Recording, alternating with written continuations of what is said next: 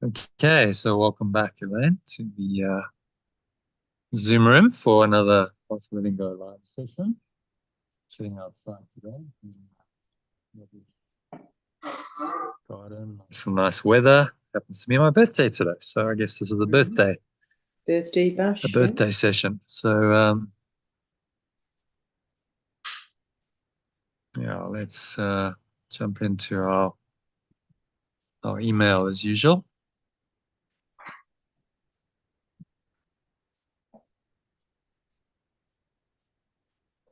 Just get the live stream going. Okay, here we go, and share my screen with you.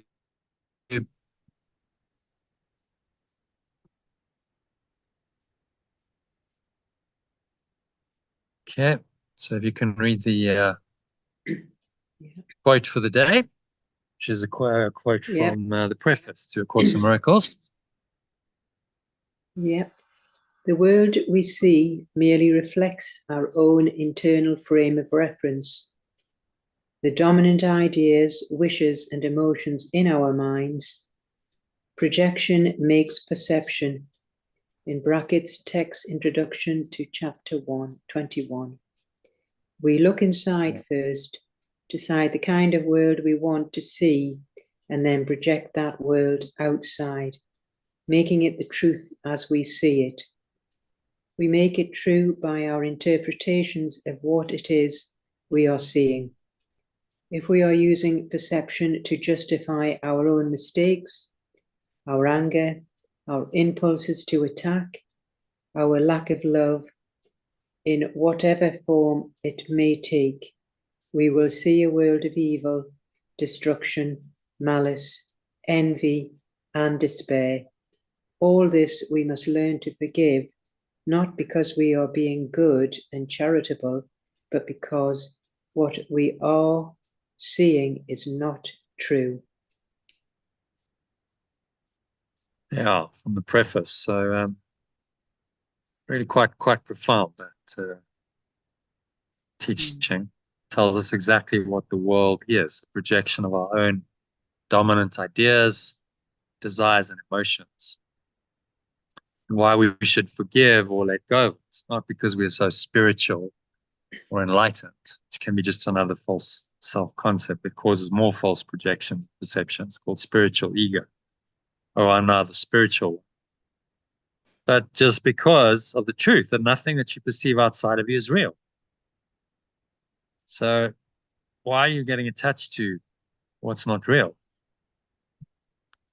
Therefore, to judge it as real by reacting to it emotionally is to make the mistake of reinforcing the seeming reality of this world and the false separated self-concept that made it up.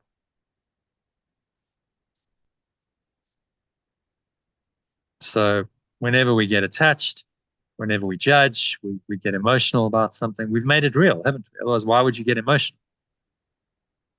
So you see why the ego is addicted to strong emotion, because it makes the world real. In truth, we cannot judge anyone or anything, because what we're judging isn't even there. It's ludicrous. You're judging this person or this situation or whatever it happens to be outside of you. And it's not even really there. It's in an illusion. It's a false projection of your mind, a hallucination, and you're judging it as real.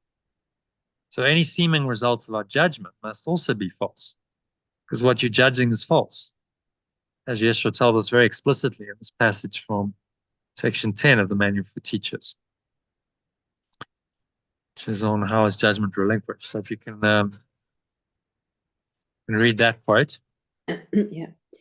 It is necessary for the teacher of perfect love to realize not that he should not judge, but that he cannot. In giving up judgment, he is merely giving up what he did not have. He gives up an illusion, or better, he has an illusion of giving up. He has actually merely become more honest. Recognizing that judgment was always impossible for him, he no longer attempts it. This is no sacrifice. On the contrary, he puts himself in a position where judgment through him rather than by him can occur, and this judgment is neither good nor bad. It is the only judgment there is, and it is only one. Perfect love's extension is innocent, and sin does not exist. Yeah. So this is the only true judgment, is that everyone is completely innocent, because nothing they seem to say or do has really happened. Therefore, it has no effect on their or your own true reality, which is eternally unchangeable and so invulnerable to whatever you may think has happened. This is the only way you can get out of the dream. If you believe in any aspect of the dream, you believe it's real, you judge it as such, then the whole dream is real. The only way is to completely let go and say, well, none of it's ever really happened. The dream isn't real. The characters in the dream aren't real. What seems to have happened here isn't real. So I look back, my whole life for 51 years. None of it's true. That's the truth of it. None of those 51 years, none of those experiences actually really happened. None of them are true. There's only an awareness now. The only real thing right now is that there is a fundamental awareness within me and within you that is aware of the truth that is now being shown to it, exposed to it in and through these words right now. It's that awareness, that eternal awareness, that is the goal of all the spiritual practice. It's the goal of our lives. Nothing else really matters, just that awareness. Once you've attained that awareness, you can stay in that awareness, then your life has the only meaning and purpose it really has. So if you can accept this fundamental premise of Yeshua's teachings, and everything you perceive in the seemingly external world must logically be false. Okay? So only this awareness is true. Everything else, therefore, is false. Therefore, your ability to forgive or let go ultimately depends on faith. You must believe this fundamental premise of Yeshua's teachings, that only pure formless awareness of perfect love or God is true and real, and nothing else is true or real. Therefore, everything else that you do experience, seemingly experience in this world, must be false. And if you can understand that, then forgiveness or letting go is completely logical. Well, it's false. So why would I believe in it, value it, honor it, react to it if it's false? So the only question is, will you accept this fundamental premise or deny it? That's what it comes down to. Stated another way, will you let go of your mental and emotional attachments to the people, things, events, and circumstances that seem to exist in this world? It means you must have accepted the premise that they are not true. Or will you allow the ego's negative, reactive thoughts and emotions that cover over or negate the truth? That's why they are negative. The truth that only pure formless awareness of perfect love is real, to dominate your mind and drown out the remembrance of perfect love's voice that reminds you of the truth. Those are the simple choices. So it becomes, the rubber meets the road in how you deal with the people, things, events, and circumstances of your life. Do you react to them? Do you make them real with thoughts and emotions that make them real? Or when you're presented with them, are you able to let them go and find a deeper awareness beyond these things and rest in that awareness and not be disturbed by these transient, very transient mental and emotional activities?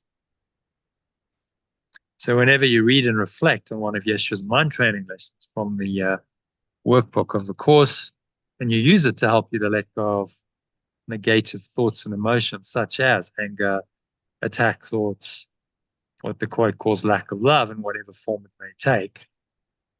And there's many: fear, depression, sorrow, greed, envy, jealousy, and so on. whenever you um, are willing to let go of those in whatever form they take, you accept the premise that none of these thoughts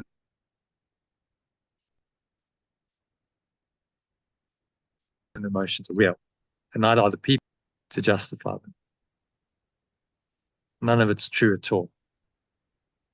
And when I had a little, that Satori moment after 9 days of meditating, it was very clear to me that the entire world was just a justification for the negative thoughts and emotions that I'd experienced in my life. All the rubbish was simply the world was there to justify all of that and make those thoughts and emotions seemingly real. It was very, very evident to me, which is why the world's called the veil of illusion. From false thoughts and ideas we project out, now that seems to justify and trigger. Very cunning, because now it seems to be coming from outside of you. The world seems to trigger those thoughts and emotions, when in fact those thoughts and emotions are the cause of the world.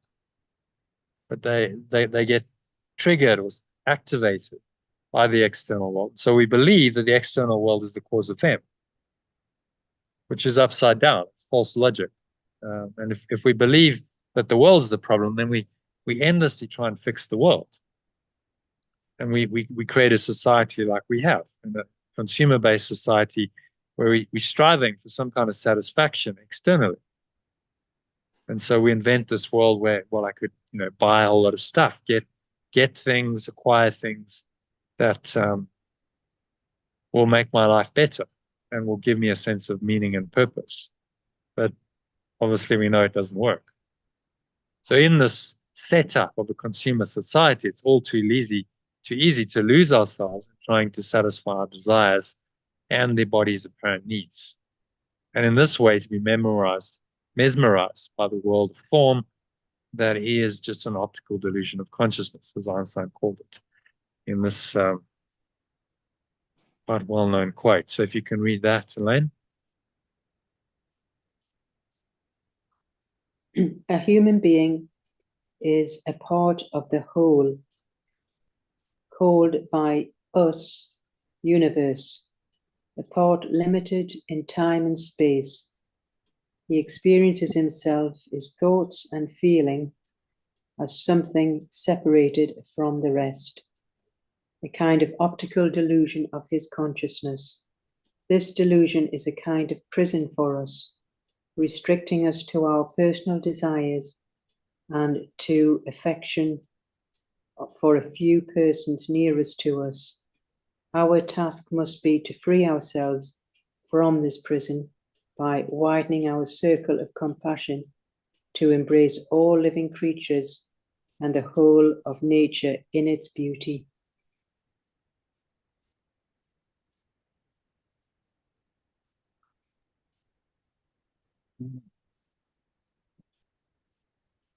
So any thoughts about that? Well, yeah, it's true. It's very true.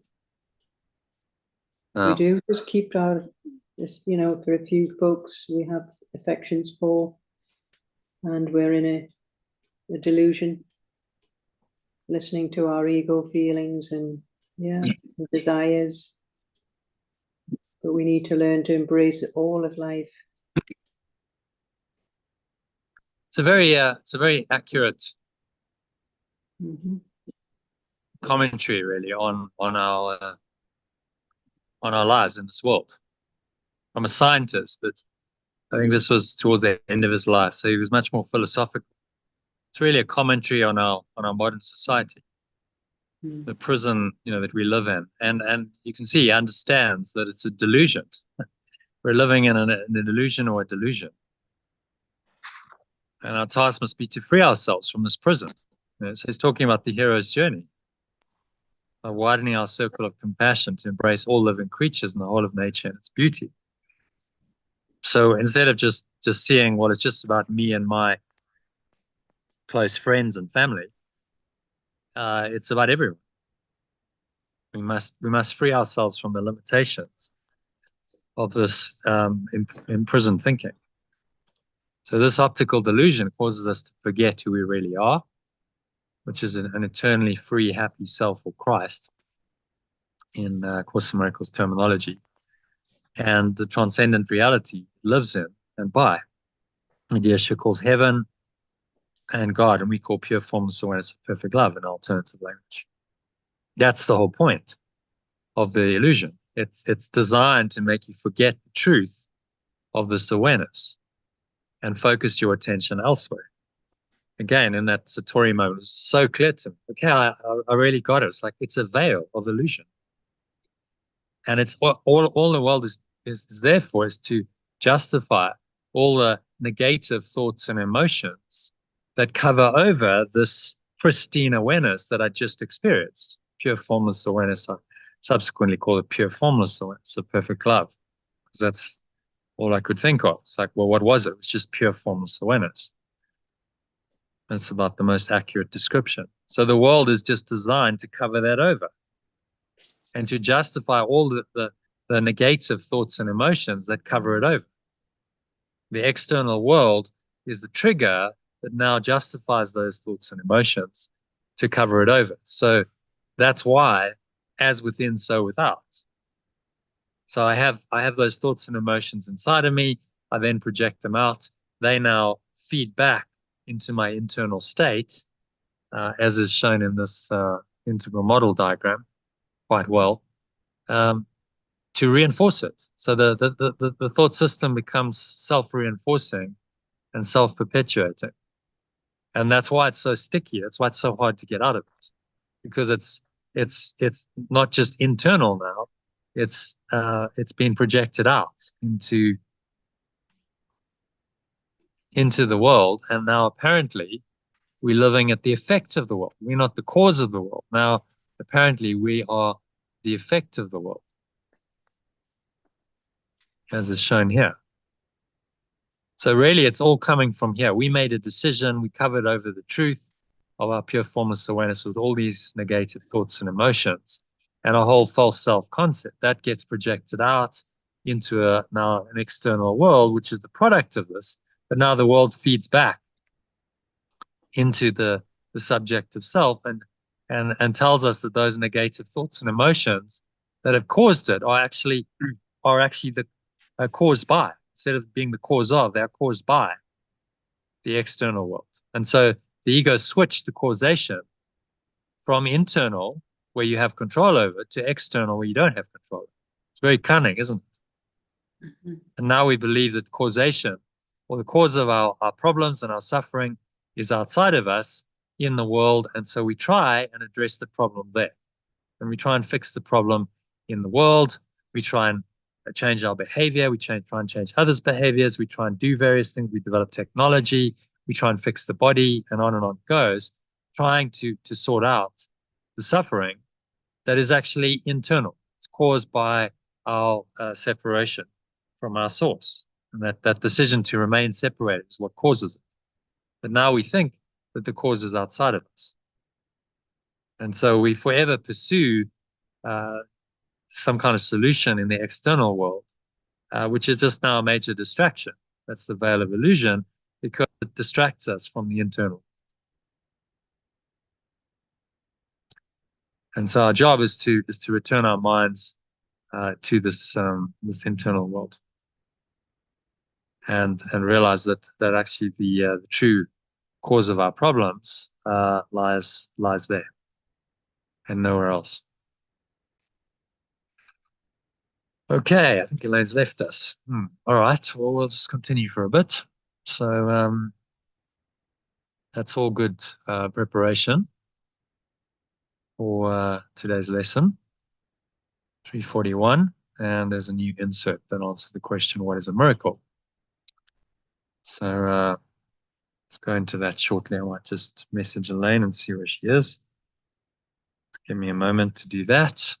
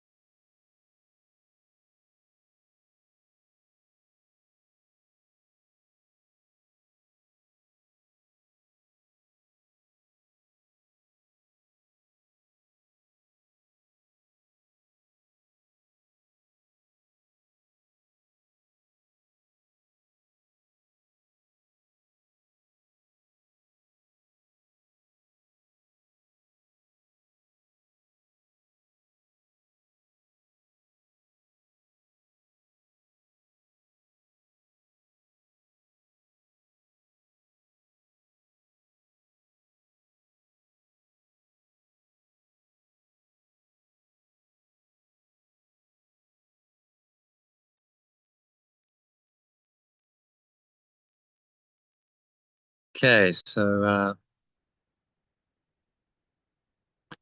here we are again. Let's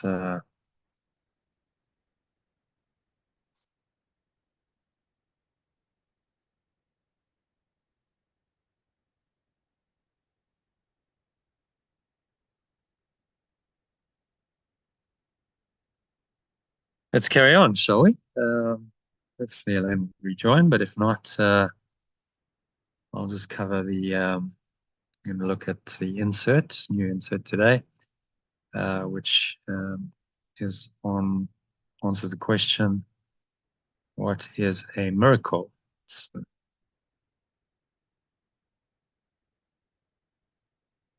it's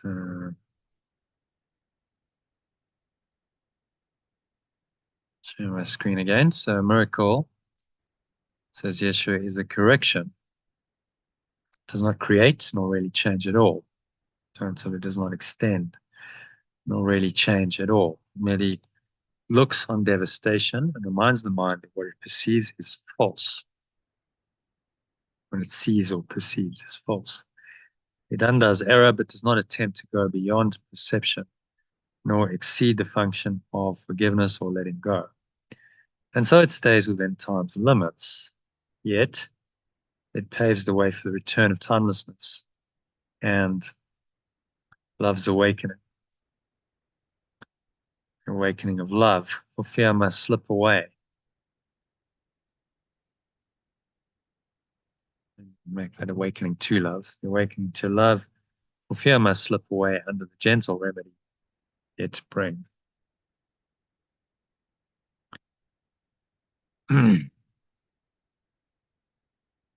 Oh, okay, so Len's joining us.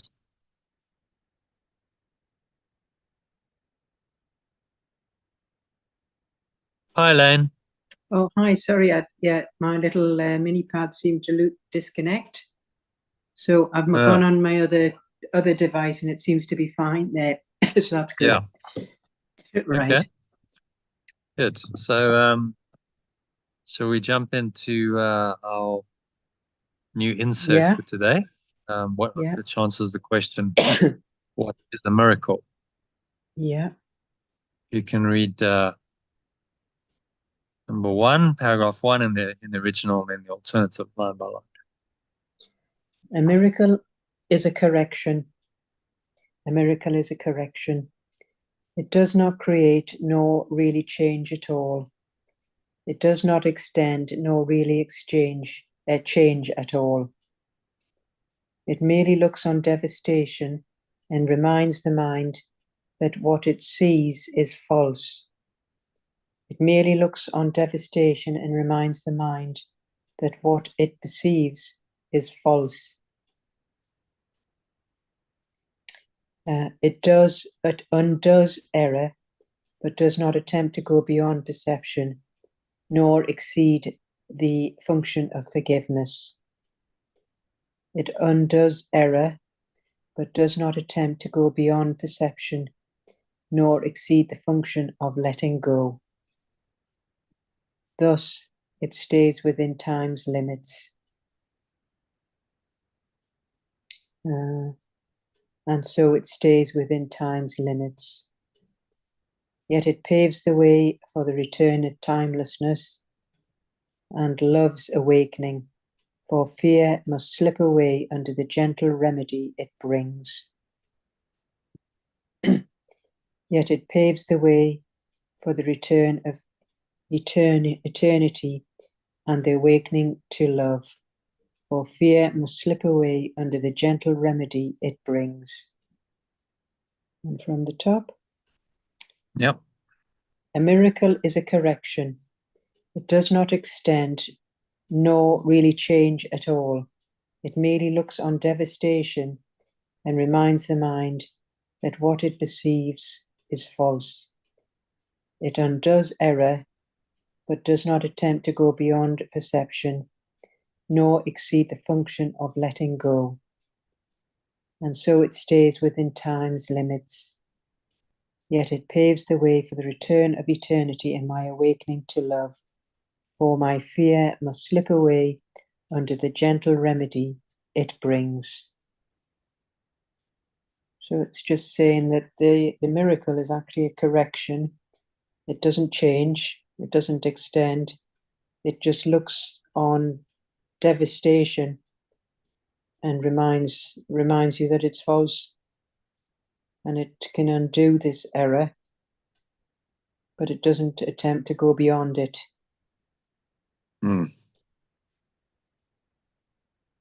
So it stays within time limits, right? Yeah, so it's part of it. If we look at it in this diagram, it illustrates it quite well. The Holy Trinity diagram, which we've looked at many times before, but it's relevant in this context. So we see you've got these three levels: the level of the illusion, all experiences in time and space, and then the level of true perceptions, or miracles, or corrections, which come about when we change our mind about the illusion, coming from the true self. So the miracle is the transformation, the correction. It's where the rubber meets the road of this whole course. It's why it's called A Course in Miracles, because it's when you do that transformation, that correction in your mind, that you're starting to learn another thought system, the thought system of the Christ or the true self. And that's what we need to train. That's what we need to learn. He's saying, I can't teach you the meaning of love. That's beyond what can be taught. But I can teach you to let go of the blocks to the awareness of love's presence. And that's where the true perception and miracles and corrections come in. So the course is primarily in this framework. It's all of it, all of the practices we do are designed to help us to let go, correct our perception, let go, allow the miracle in, which transforms our mind from an egoic one, believing in the world of time and space and all of its negativities, to the true self that is able to stay in peace, love, and joy no matter what. And this is where the work is required. It's in the shift from being identified with the ego and this lower world, and shifting up into the true self, raising our awareness up above the battleground, as Yeshua puts it, into the true self. And the miracle, that our true perceptions, which are corrections for our false perceptions, these are the miracles that actually do that. When we change our mind about a person, a situation, any experience in time and space, then in that moment we raise our awareness up into the Christ or true self-awareness, and we can have a sense of perspective on that situation that we simply can't get if we remain in the egoic state. It won't allow us to have that elevated perspective.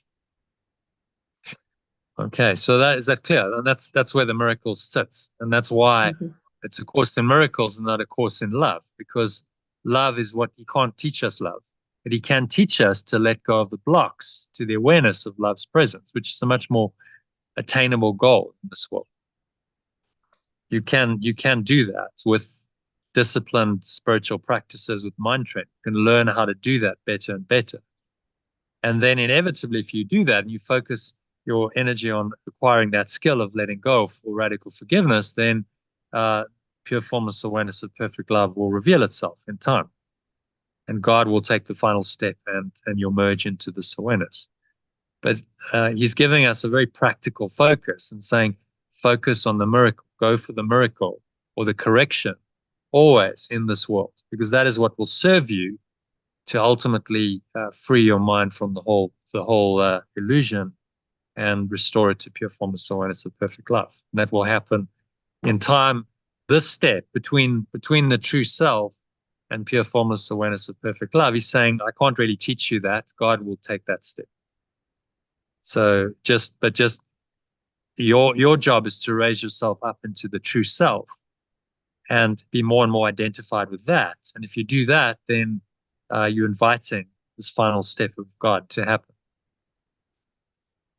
You finally just merge back in to that awareness. It's like there's no obstacles to that awareness. So that awareness arises more and more. You merge into that awareness, and in the end, the awareness and you are indistinguishable. There's no boundary.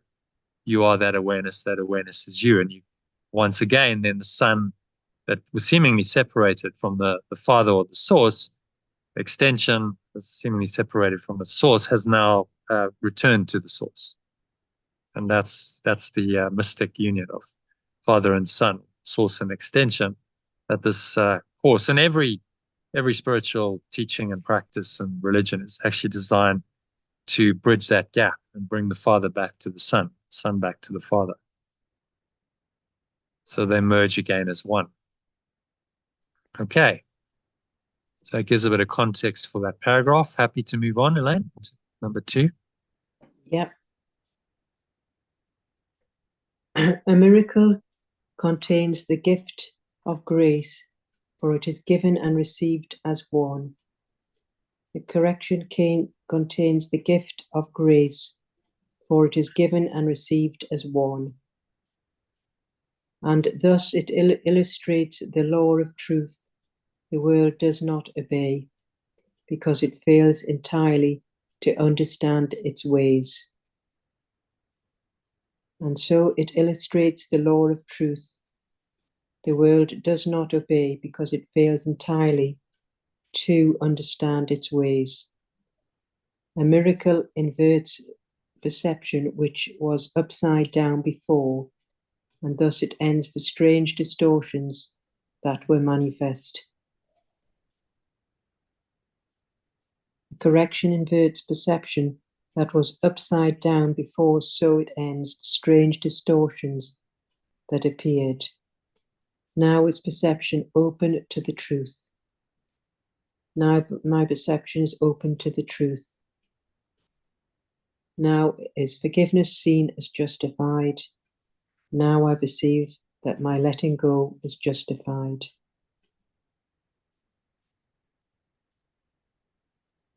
And then from the top. Yeah. Correction contains the gift of grace, for it is given and received as one. And so it illustrates the law of truth. The world does not obey, because it fails entirely to understand its ways. A correction inverts perception that was upside down before, and so it ends the strange distortions that appeared. Now my perception is open to the truth. Now I perceive that my letting go is justified. All right, thoughts on that? What's he saying? Just about the correction, and it's a gift of grace. And when it's given, it's received as one. So what's that? The law of the truth of the world. Oh, so while we're in this world of illusions, we won't entirely understand its ways. So we need to be in our true self to get the real meaning from it. So that's then when our true perception is open to the truth. So by letting go, then it should be in our true self, and it's justified. Yeah. So the correction is the transformation of our perception, and that's where the rubber meets the road of any spiritual practice. Can you actually change your perception of things? Because that's in this world is very practical. You change your perception, you've changed everything. That's your perception of the situation, the person. So therefore, you feel differently about it, you think differently about it, you make different decisions about it, you'll take different actions. Your perception is critical. So that's what this course focuses on. That's what the miracle is, a transformation of perception. And that precedes the full enlightenment, full pure formless awareness of perfect love will come in time. But if you can't even change your mind about some trivial illusion, then forget pure formless awareness of perfect love. It's forever going to be out of your reach. So he's saying, well, let's just start working, baby steps. Start working on transforming some of these negative perceptions that negates that truth of pure formless awareness of perfect love. Start undoing those, reversing those to allow that awareness to come back more to your mind. And that's what the miracle is. Miracle, the correction, is that transformation of perception. So some people will say, the criticism can be, well, this course is impractical. It's all about, God and heaven and things that are transcendent of this world. But actually, it's very practical. But yes, it refers to those. That's the reference point.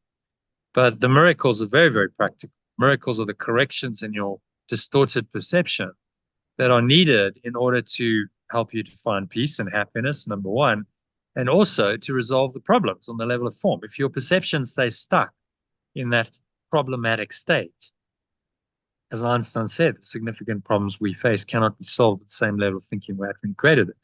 If you remain stuck in that problematic perception, how can you solve the problem?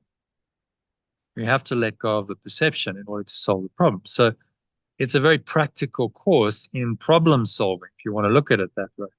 A very radically different way of solving problems compared with the ego's way. But it does solve problems in a different way on another level. And those ways that the problems are solved become miraculous. We call that a miracle. So the miracle is not just the internal. It can also reflect in the external, as we see in, let's go back to the integral model, as we see here. It's primarily the correctional miracles, the change of mind, but then that has effects in the external, right? Because that changes your perception, it changes your thoughts, changes your decisions, changes your actions. That then changes the external experience, the objective world on the individual and the collective level, because you can influence other people and whole societies even. So it becomes an inside-out job. I change my mind, and then the external world changes, and now that feeds back. I use that feedback mechanism into the interior quadrants positively, because the miracle is a confirmation that there is another thought system, that there actually is something else other than the ego in your mind, the Holy Spirit. And the more the miracles happen, the more the Holy Spirit, the remembrance of perfect love, is stimulated and awakened. And so now the miracles become the self-reinforcing process that takes you back home. And you're using that mechanism, projection perception mechanism of the ego positively rather than negatively, rather than to enslave you, using it to free your mind. Okay. Does that make sense? Yes. Yeah. All right. So I go to number 3 then. Forgiveness is the home of miracles. Letting go is the home of correction. The eyes of Christ deliver them to all they look upon in mercy and in love. The eyes of my true self deliver them to all they see in corrections. Okay. The eyes of my true self deliver them to all they see in kindness and love. Perceptions stands corrected in his sight, and what was meant to curse has come to bless.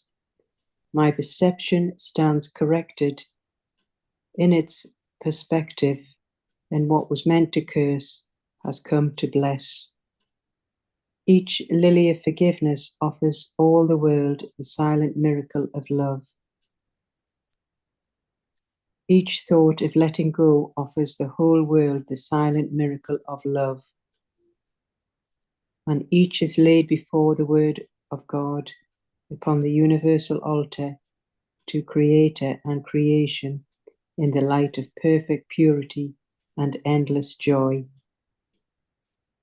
And each is laid before the message of perfect love upon the universal foundation to my source and its extension in the awareness of perfect purity and endless joy.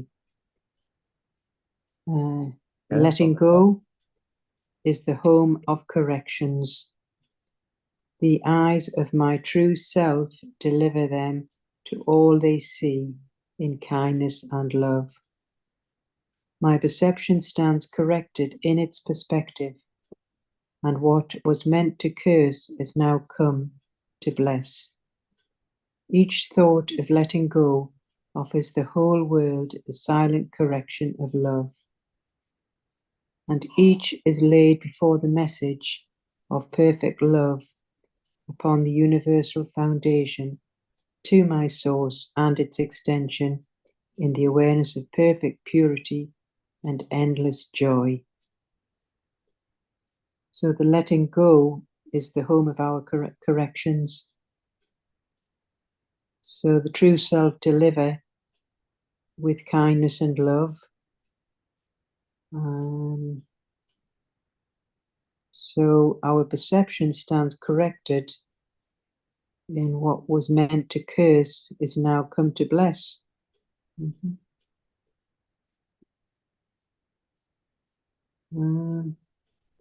So each thought of letting go offers the whole world the silent correction of love. So that's interesting. And each is laid before the message of perfect love. Yeah. So it'll then perfect love upon the universal foundation to my source and its extension, the awareness of perfect purity and endless joy. Yeah, so that's the decision. You can have the perfect purity and endless joy or all the suffering.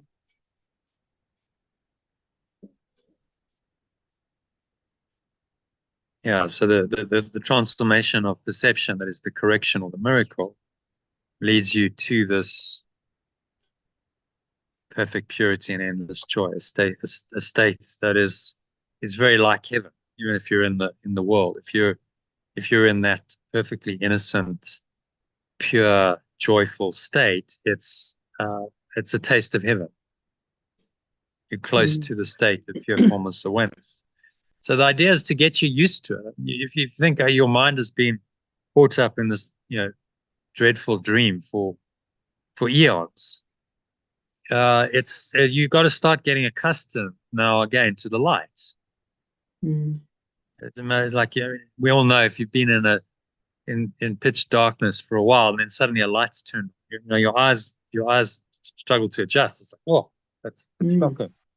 So we've got to in this world, we've got to start adjusting to the light and inviting it back in little baby steps in a way that we can handle. It's not going to be too overwhelming. And that's the purpose of our life and of our spiritual journeys.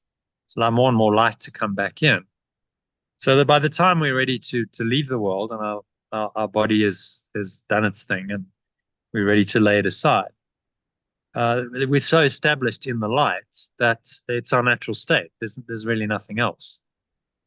So why do we need then another body? We just won't ever choose to come back into another body and into this world, because our mind is rooted in the light. It's quite happy being. We've got used to that state again, in and through our practice in this world. But if you deny the light your whole life, and you then suddenly expect that when you die you'll find the light, that's not going to be the case. Your mind is still filled with all these illusions, and you've denied the light. So if you go your whole life on this timeline and you really just believe in this world and in the various circumstances and events and people and things of this world, then you've honored the ego your whole life. So you're psychologically, emotionally attached to your character, to the dream experiences. And you've denied pure formless awareness of perfect love even exists your whole life. Now, how can you expect then at your death for that suddenly to be revealed to you, and all of your previous attachments just to be gone? The teaching is that you can't. That's not realistic. If you die with all of those attachments, which they call karma in the East, the ego's psychological and emotional attachments is your karma, then that maintains. That's still in your mind. You have to work that out. You've got to work, let's say you work your karma out. In other words, you have to let go of those karmic attachments. And you do that by coming again into a life and you experience the product of your karma in your life, in the various experiences of your life. And then you get the opportunity again to let go of that karma, the ego, psychological, emotional attachments, by letting go in those moments, saying, I don't believe this. This karma isn't true. These psychological, emotional attachments aren't true. I can let them go. And right now I can find pure formless awareness of perfect love in my own awareness. Then I'm undoing my karma as I go, you see. And that collapses the karma ultimately. If you keep doing that consistently, persistently throughout your life without making exception, by the time of your death, you should have collapsed all your karma.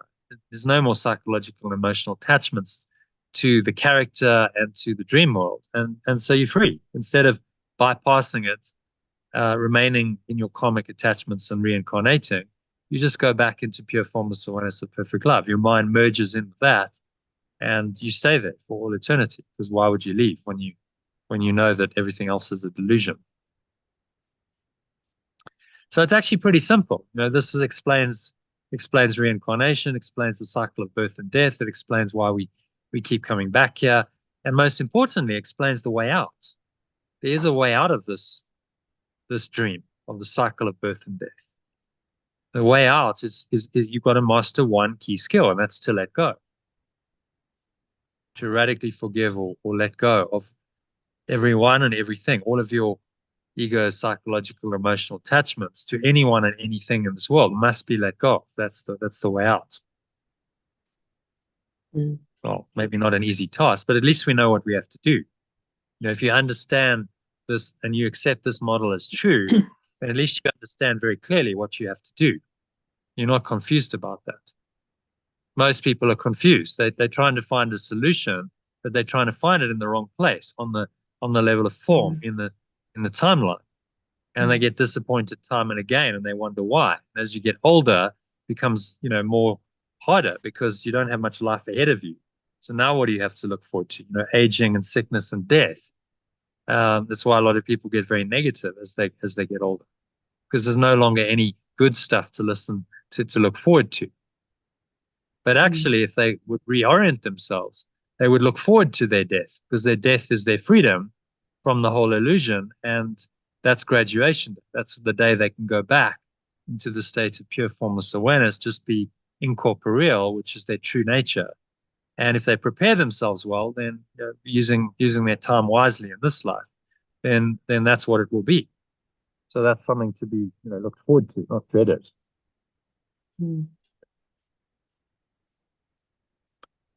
So this teaching turns it all around, turns your life upside down. It gives you, true meaning and purpose, and allows you to find meaning even in, old age, especially in old age, because actually this is when you're getting closer to graduation day. It's like, and you should be, advancing in your spiritual journey. Okay, I'm getting closer to pure formless awareness of perfect love. So there's more peace, more love, more joy than I've ever had before.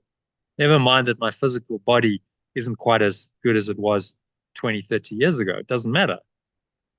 Spiritually, I'm experiencing these profound states more and more.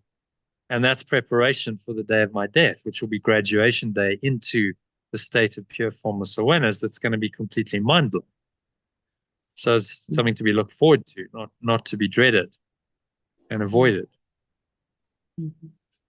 So then it completely changes your attitude to death and to your life. Your life is preparation for that graduation day, and for the afterlife, what lies beyond this, which is eternal. Your life is being used as preparation for that. Now that gives it an eternal meaning and purpose that nothing else in the world will. You can't ever find any true meaning and purpose if you just believe in the ego's world and its goals, because they're all very temporary and very dualistic. As we see here, I just put this is a a hypothetical human life, but there's people I know, people in this community actually have had these experiences of major childhood trauma, like death of a parent. Well, I know John Mm. lost his father when he was quite young. Mm. We've all had disappointments, Yes. rejections by special loves. Mhm. We've had marriages that haven't worked, divorces, Yeah. losses of Lots of jobs. jobs. Yeah. Health This is all issues. Yeah. common. These are common experiences in human life. So I just put them all, said, okay, well, that could be an average human life. Major success, sale of a business for millions. So again, someone John's had that. He's had a major success. He built a business and he did sell it for a lot of money. Mhm. Yes. And yet still seeking. Then you have the existential crisis of retirement. Okay, so now what Mm. do I do? Now I've Yes. had all this stuff. I might have had success, and now all of that's gone. I no longer have that identity. Now I've got to get used to just being retired and finding a sense of value just in as I am. Right? There's no Mhm. all of that stuff I was doing. The false self concepts that I attached to it is gone. Yeah. And then often I'm going through illness, that. cancer Yeah. can Well, come. I'm going sort of. Uh, Sorry. mm, Yeah. No, it's just saying I can see I'm sort of going from the. I've got my success has paid my mortgage off. I've got the job that I work for, blah blah blah, and I'm coming towards this crisis of retirement. So that's, yeah, I get it that. is a bit of an X because it's like, well, what is it all for then?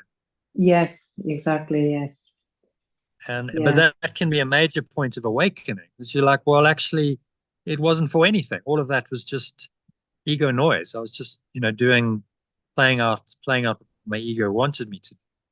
So now that I've retired and I'm not as busy, I have the time and hopefully the wisdom to want to do spiritual practice and spend Mm. my time doing what's important, which is preparing myself for the inevitable death of my body, which is going to come at some point to all of us. But as you get older, it becomes more imminent. Getting closer, of When you're course. 20 or 30, you don't think so much about it. But when you're No, no. 50, Yeah. 60, 70, particularly 60s, 70s, and 80s, start thinking about it. Yeah. It's like, well, Of okay, what's course. going to happen? I've maybe got 20, 30 years of life. My body is going to age. I'm not going to, so I'm not in an expansive phase anymore. I'm not getting myself wound into the world and going, okay, so now it's all about getting worldly stuff and experiences and achievements and relationships and so on. I'm actually unwinding it. It's all going the other way. Yeah. Which it can be very, very helpful for your spiritual practice. I think it's why the majority of people come to a deep spiritual teaching like A Course in Miracles a bit later in life because they've done all the screwing themselves Hectic. into the matrix, and then they Yeah. hit Very hectic midlife and life. they kind of go, well, what is it all about? Often a crisis Mm. happens, midlife crisis, or something happens to make them really go, wow, like what is this really all about? And actually, after 30, 40, 50 years, I'm not very happy. I might have done all this stuff. I might have had worldly accomplishments and achievements. I've had my fair share of dramas and traumas as well. What is it The all ups and for? downs. Yeah, Yeah. about. Yeah. Yeah. And if you're really honest and you ask that question honestly, then that will be the catalyst for a spiritual path and ultimately an awakening. Because if you ask those deep questions and you honestly seek for the answers, then you have to start coming into an awareness of more and more truth. And you have to start questioning the ego and its world and its existence. Mm. The course just does that very explicitly. From day one, nothing I see means anything. Just you dive in the deep end, and it's like, okay, we're not. It's not leading you into it at any points. Well, okay, on day 100, I might give you a bit more of the truth. It's like, no, day one, nothing I see means anything. Doom. There you Mm. go. Okay, right. Um, and you could begin and end there. If nothing I see, nothing I perceive, actually is the is the Yeah. is the broad term. Nothing I perceive with my physical senses really means anything. Then Yeah. why I getting upset I get about it? that. Why? No. But sometimes you come across a situation where somebody or an animal needs help. So I can hardly put that into force then, saying nothing means anything if sort of, somebody is injured or an animal's injured. You're not going to ignore it though, are you? And say they mean nothing. Well, so you can apply the course and say, well, the suffering, the pain and the suffering that I'm witnessing doesn't mean anything.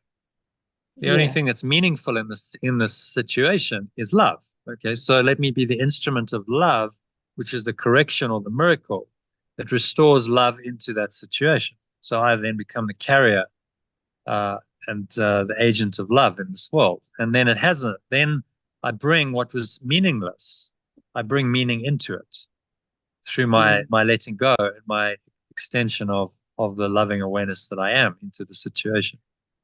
And then do the So necessary. Yeah. yeah.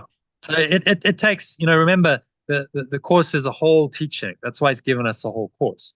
Nothing I see means anything is a key part of undoing your existing egoic perception. So that's why it's in there. Like day one, okay, we need to start working on undoing that false perception. But then you replace it with the true self's perceptions. That comes later. Okay, so now in a situation, the pain and the suffering doesn't mean anything, but what does mean something is love. How can I be helpful? How can I be loving and kind and truly helpful in the situation? That means something because that connects you with the eternal. And now you bring the eternal into that situation, and you can be a very healing agent, very healing force in this world to help whoever's in distress, or an animal or person, to heal that distress through this loving awareness, which you show to them. This hasn't gone away; it's still there. So the help is there. They just didn't know it, and you then become the miracle that demonstrates that to them. But you have to let go of your previous false perceptions to be able to play that role, don't you? Which is why the course, it's a process. He's saying initially we have to work on undoing your ego. So the first part of the workbook is about the undoing of the ego. The second part, you start to bring in more of the true self and say, okay, well, let's replace it now with another thought system, which is the true self, that it gives you another way of thinking and thinking about and looking at everything. And that then allows you to be the instrument of love in this world. Okay. Any other thoughts, comments, or questions on number 3? Otherwise, we'll go to number 4. Okay. Yeah. The miracle is taken first on faith because to ask for it implies the mind has been made ready to conceive of what it cannot see and does not understand. I must first accept corrections through faith because to ask for them implies my mind has been prepared to conceive of what it cannot perceive and does not understand. Yet faith will bring its witnesses to show that what it rested on is really there. Yet faith will bring its witnesses to show that what it rested on is really there. And thus the miracle will justify your faith in it and show it rested on a world more real than what you saw before, a world redeemed from what you thought was there. And so each correction will justify my faith in it and show it rested on a world more real than what I perceived before, a world transformed from what I thought was there. And from the top, I must first accept corrections through faith because to ask for them implies my mind has been prepared to conceive of what it cannot perceive and does not understand. Yet faith will bring its witnesses to show that what it rested on is really there. And so each correction will justify my faith in it and show it rested on a world more real than what I perceived before, a world transformed from what I thought was there. So it's Right? So saying what's to he saying? accept the corrections through faith. And this is where we'll get the understanding. Hmm. It'll feel real to us when we actually, yeah. So if we look at the integral model, this might be helpful. But what he's saying is really what I've explained just now. That when I make a correction in my mind, I change my perception, I've changed my mind fundamentally, then I see things show up differently on the level of form. So in my objective world, my individual experience, and it can have effects interobjectively with other people as well. Then I start to see, okay, this works. You know, there is a change. There's definitely a shift. There's a change.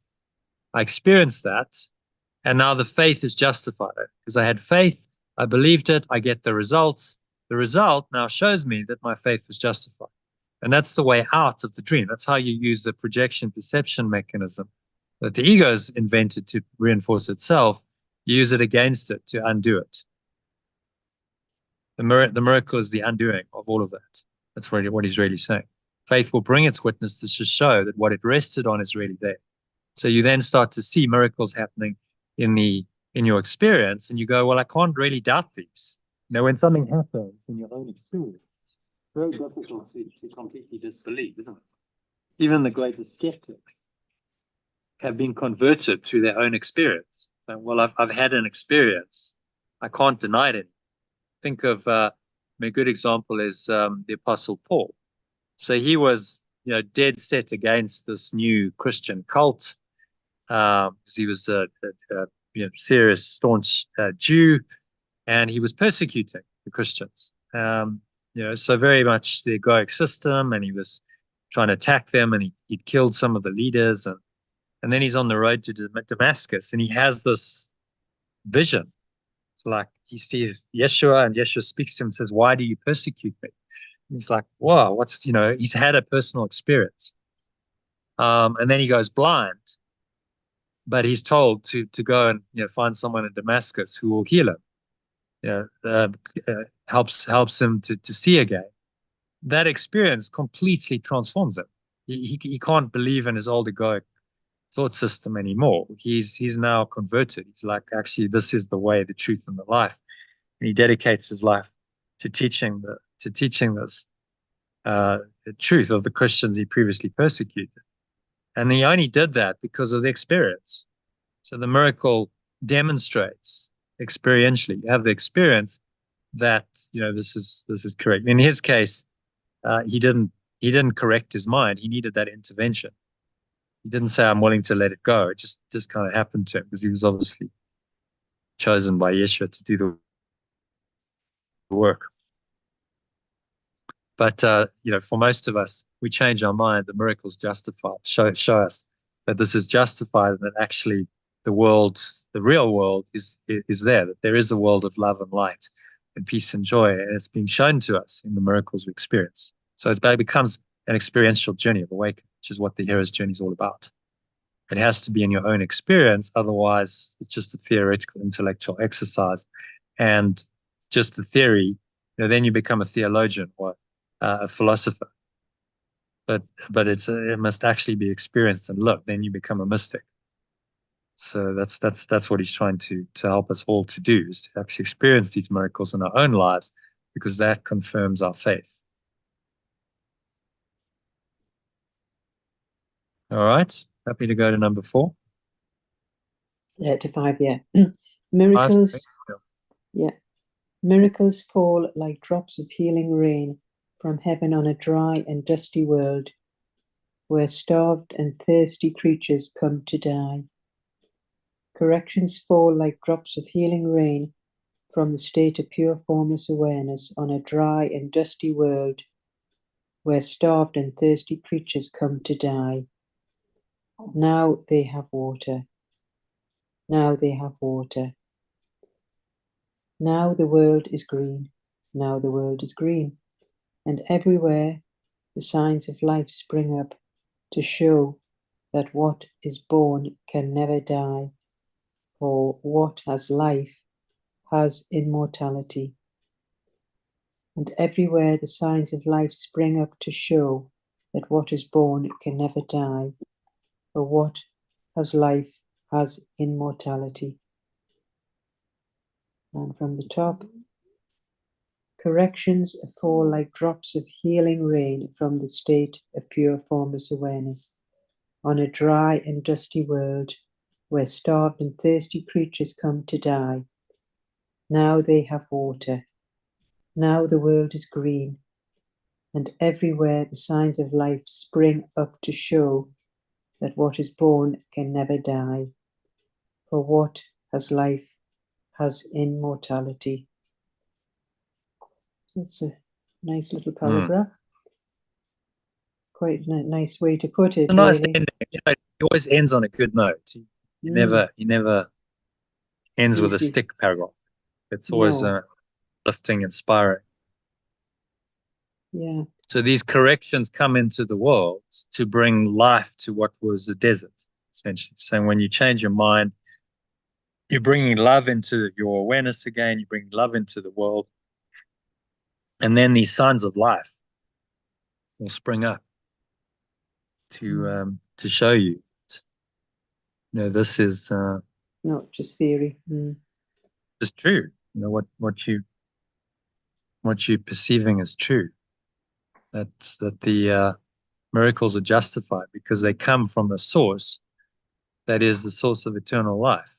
And this is present even in this world where apparently there's the opposite of life and truth. That life is still there. What is born can never die. For what is life is immortality. So it shows you that we are immortal beings. We are not subject to aging and sickness and death and suffering and all the slings and arrows of outrageous fortunes, as Shakespeare put it. We are immortal beings who temporarily having human experience, but that human experience is actually an illusion. It's not true. Our immortality is the truth, and we remain as we always have been, as immortal. The miracle just demonstrates that. The correction in our mind, or the miracle, demonstrates that we are that immortal being. And it convinces us. The more the miracles happen, the more these corrections happen, the more we're convinced that this is the case. So they become the way that we learn, again, to accept our immortal self, Christ, or the true self.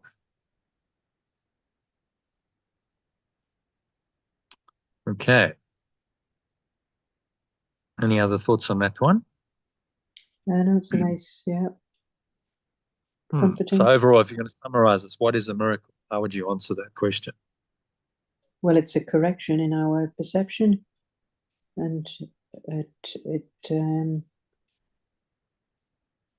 and once we've actually experienced it, then that's when our faith becomes stronger and stronger, and we can see the reality of it, and it then leaves us in immortality, eternity, the real life. Yeah. Miracles are the way, corrections are the way out of the dream, the way back to the light. If you don't make those it's like the little steps, on the journey.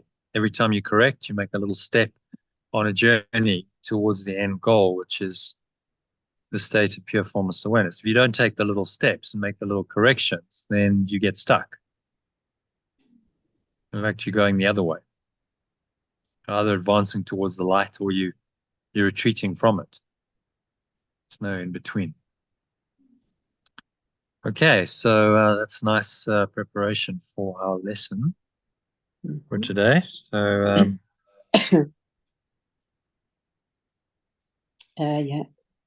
I can attack but my own sinlessness, and it is only that which keeps me safe. Yeah. I can attack only my own innocence, and it's only this which keeps me safe. Oh, quite a profound idea. I'm just attacking my own innocence. So any negative thoughts are an attack on my own innocence. If I'm believing guilt, sin, whether it's myself or others, then it's attacking my innocence. Fear attacks my innocence. Thought of anger, obviously an attack. What are you really attacking? Attacking your own true self, which is perfectly innocent. It's the self that never did anything. The self that's not departed from its true state of connection with its source. And now the ego just madly attacks this all the time to try and convince you that it is real and the innocence is not. But you can change your mind. Okay, so if you want to read paragraph 1, which is the prayer in the original and the alternative, line by line. Father, your Son is holy. My source, your extension, is innocent.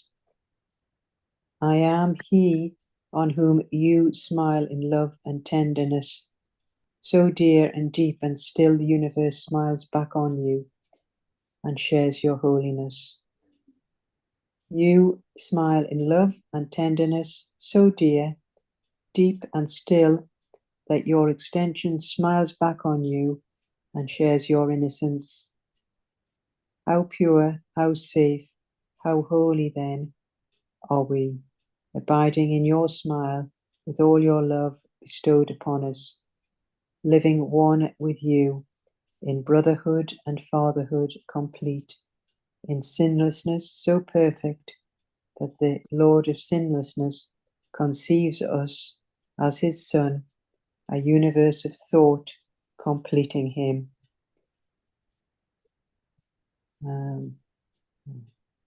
Therefore, how pure, how safe, and how innocent am I, living in your smile, with your love in my awareness, living one with this awareness, complete in companionship with everyone and sourcehood, so perfectly innocent that the source of innocence conceives me as its extension, a universe of pure formless awareness completing itself.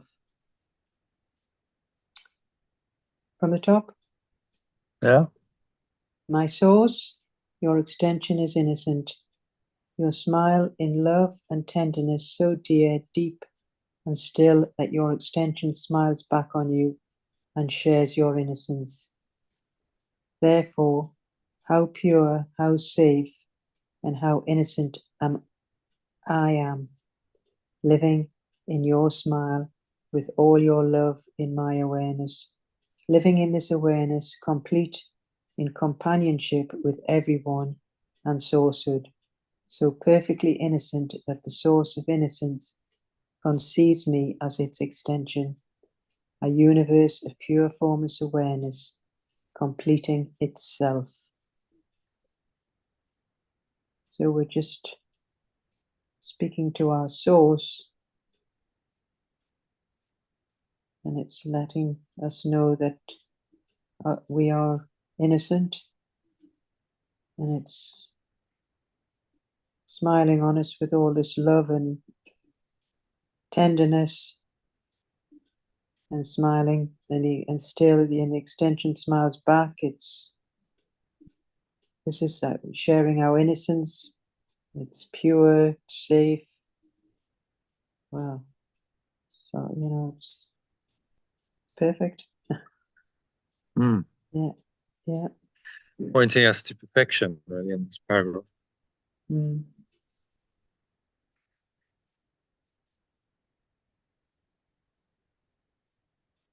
Okay.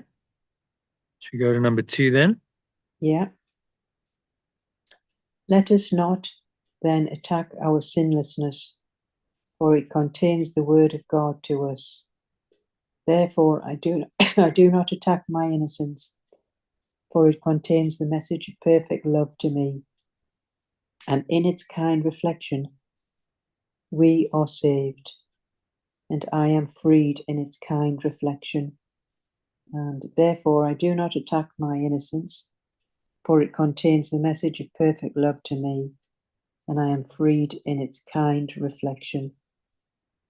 It's just letting us know don't attack this innocence, because there's the message of love, perfect love for us, and that's where we'll be freed in a kind reflection. Mm.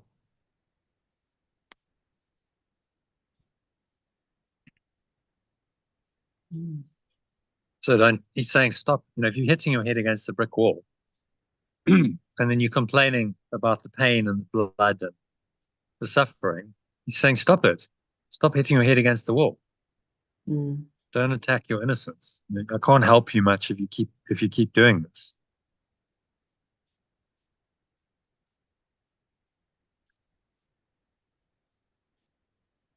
Contains the word of God to us.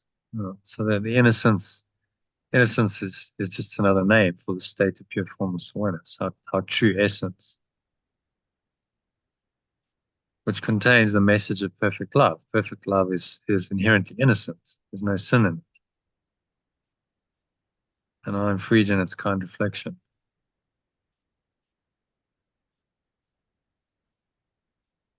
So again, we've looked at this message many times. He said, stop. You've got to stop attacking yourself. Every egoic thought and emotion is an attack on your innocence. So stop it. Stop doing that. That's the only way you'll restore your innocence to your awareness. If you keep denying it and attacking it, you deny it when you attack it. That's the whole point. And then how can you accept it back into your awareness? And it's the only source of salvation, freedom.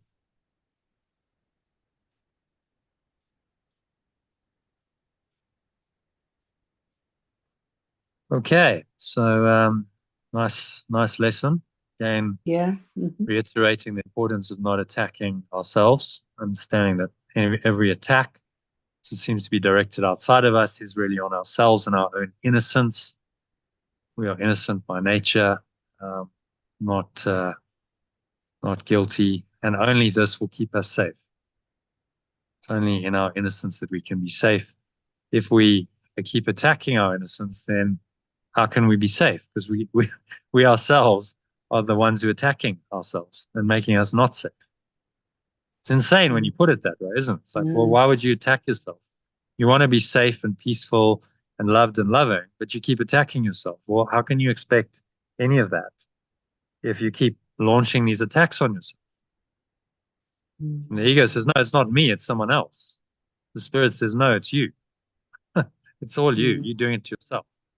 You're just using the outside world as a convenient scapegoat, saying, well, it's this person or this circumstance or this situation's attacked me. No, the ego's attacked you. It's used the external world to seemingly cover that over and say that it's something else, that it's someone or something else's fault. It's very cunning, isn't it? It's ingenious. Yeah. Because that seems to be the case. But this kind of mind training teaches you to look beyond the seemingly obvious in this world and look beyond the veil of illusion that protects the ego and see it for what it is. But actually, it's the problem. And it's the one it's your own negative thought system, your own false self-concept that's continuously attacking you using other people and things outside of you. That's the problem. As soon as you drop that self-concept, those attacks will stop because there will be no source for them. Yeah, because of late I've had quite a few of those, so I'm certainly getting tested. Yeah. So yeah, it's interesting. I'm doing so it's just a sign then. Look, I'm still attacking. If I'm getting attacked by anyone or anything, then I'm still attacking myself. Okay. If I can see that honestly, I don't have to beat myself up for it because that's more attacking of myself. It's okay, I'm just making a mistake. Okay, but the mistake can be corrected. So I need to let go of any of those thoughts of attack. Any thoughts that deny my innocence, so that's thoughts of sin and guilt. Fear is an attack on your innocence. Attack thoughts, irritation, anger, frustration in any form, that's an attack thought on your innocence. So I need to let go of those as and when they arise. Then I'm stopping attacking myself in that moment. That is the miracle or the correction that I'm making, which then allows my innocence to arise again more and more. You see how it all ties up. It's actually a very, very simple thought system he's teaching us. But we're so entrenched in our ways of attacking ourselves that he has to teach it over and over in many different ways, using different language to help us to free our minds from the delusion of attacking ourselves. Okay, so that's what the lesson's designed to do, as they all are, but this one's very explicit around attacking your innocence. So, got just under an hour. Shall we, I think let's go to the Song of Prayer. Let's do that, and then you can do a meditation whatever time is left. I need to really stop about 6. Maybe I can go a bit beyond 6, but say 6:05. We've got an hour. Yeah. Okay, so this one is the Song of Prayer again. This is now section 3 of it, which is the last section on healing. And it's the introduction, which is this one short paragraph, and then section 3.1 entitled The Cause of Sickness. Okay, so if you can read the introduction, short paragraph in the original alternative, please. Prayer has both aids and witnesses, which make the steep ascent more gentle and more sure, easing the pain of fear and offering the comfort and the promises of hope. Prayer has both aids and witnesses, which make the steep ascent more gentle and more sure, easing the pain of fear and offering the comfort and the promises of hope. Forgiveness, witness, and an aid to prayer, a giver of assurance of success in ultimate attainment of the goal in healing. Letting go's witness, and an aid to prayer, a giver of assurance of success in ultimate attainment of the goal. And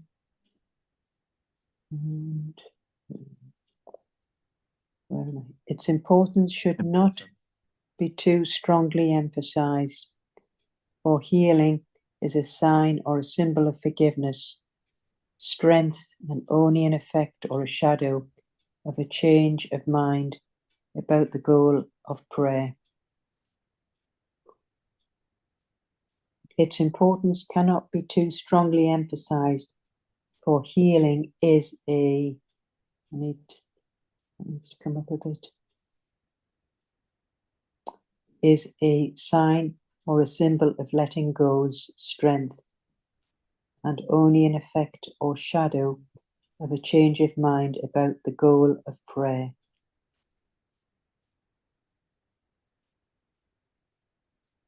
And from the top. Okay, from the top. Prayer has both aids and witnesses, which make the steep ascent to pure formless awareness of perfect love, from the seeing reality of this world, more gentle and more sure, easing the pain of fear and offering the comfort and the promises of hope. Healing is letting go's witness and an aid to prayer, a giver of assurance of success in ultimate attainment of the goal. Its importance cannot be too strongly emphasized, for healing is a sign or a symbol of letting go's strength, and only an effect of a change of mind about the goal of prayer. What's he saying in that one? It's just about the prayer and its aids of witnesses, which help to the pure formless awareness to see the reality of the world from a more gentle way, which is more comforting, and promises of hope. So it's the healing is of letting go of the witness and an aid to prayer. It's not be too strong. So healing is really the result. Right? Healing is this is a better way of saying it. Healing is the result or is the healing, we'll keep it witness. Healing is the witness of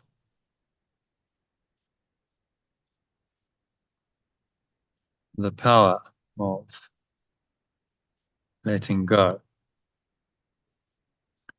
So if healing happens, you go, well, it's demonstrable. One of the reasons why Yeshua's teaching was so widely accepted in his time was because the healing demonstrated its effect. Well, I'm not just teaching these things; I'm actually healing people of sometimes diseases that had been long-standing, and that's the demonstration of the power of this teaching.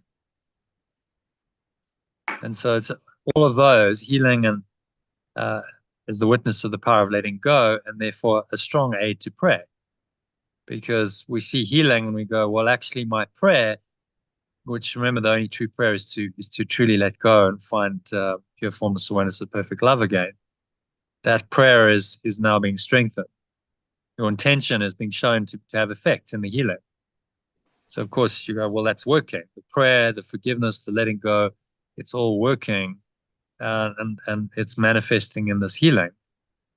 So the healing then demonstrates that the prayer must be on the right track, that the prayer and the letting go are working, which is really what he's saying.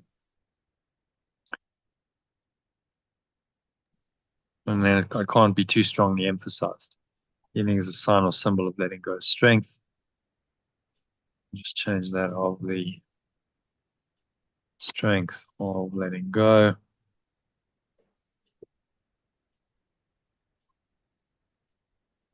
And the effect or shadow of a change of mind about the goal of prayer. So the goal of prayer is not to give you what your ego thinks it needs or wants. The goal of prayer is to unite you with your source.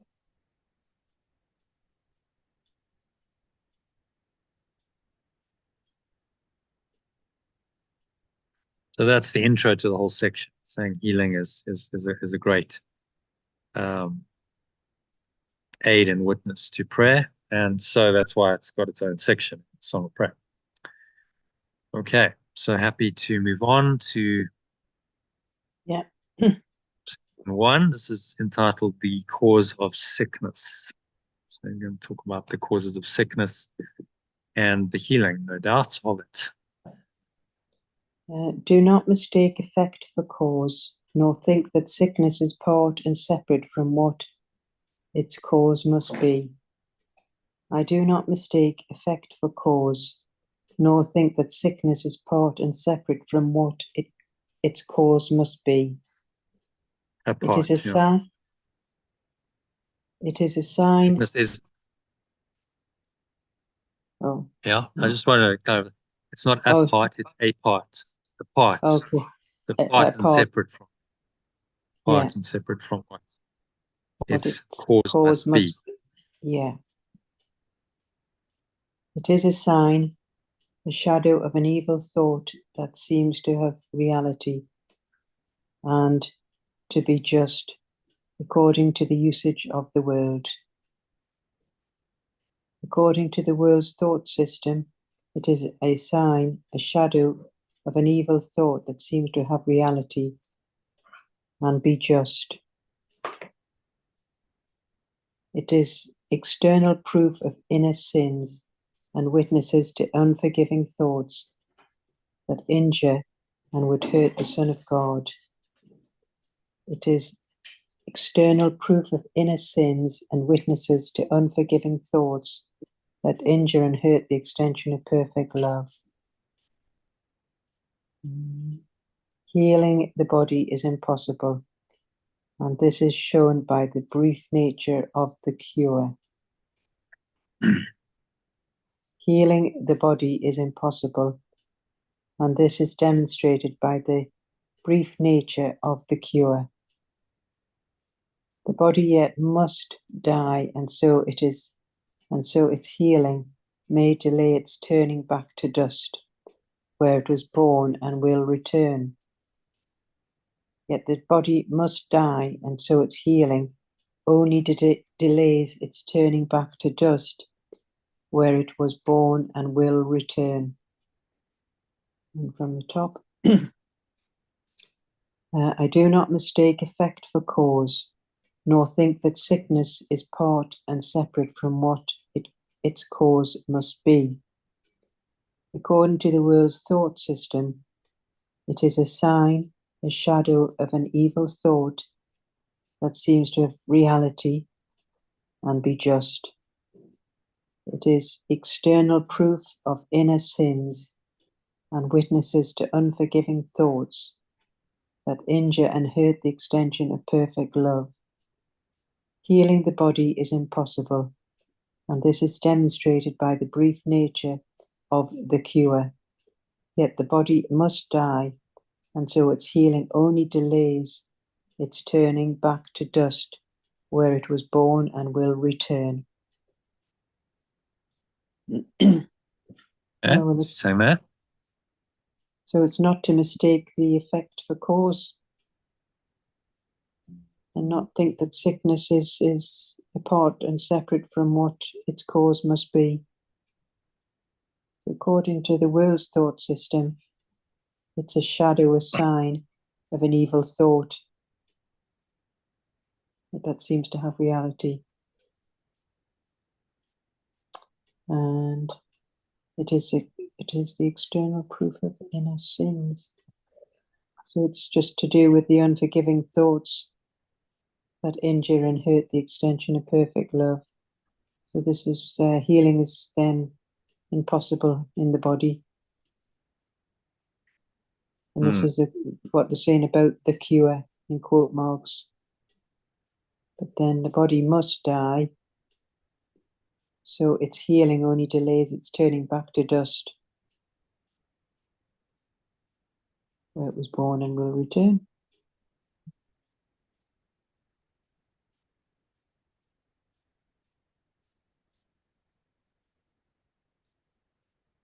Yeah.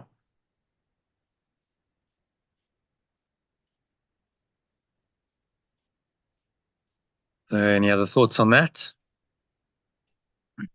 Well, it's just all about this cause and effect. We've got it the wrong way around. And on the sickness, being in the separate self, it's all just really an evil thought. Yeah. So if we just focus on healing of the body, it doesn't solve the problem, because in the end the body will die. The problem is a spiritual problem, not a body problem. So if we correct our minds, then healing of the body can happen. But the most important is to heal our minds of the delusion that we are a body. That's what the true healing is. I'm not a body, I'm free. I'm still as God or perfect love created or extended me. That's the healing. Often that will lead to physical healing as well. When you let go of the belief that you're sinful and guilty, then you release the ego, and the body can then heal accordingly, because those negative energies make the body sick. But the purpose of the healing is to heal the mind, not the body primarily. The body's just a byproduct of it. It's a demonstration, yes, that this works, and that works on every level. Even in the illusory body, the effects are seen and felt. So the truth is everywhere. The truth comes in and demonstrates that the illusions of the body and sickness are unreal.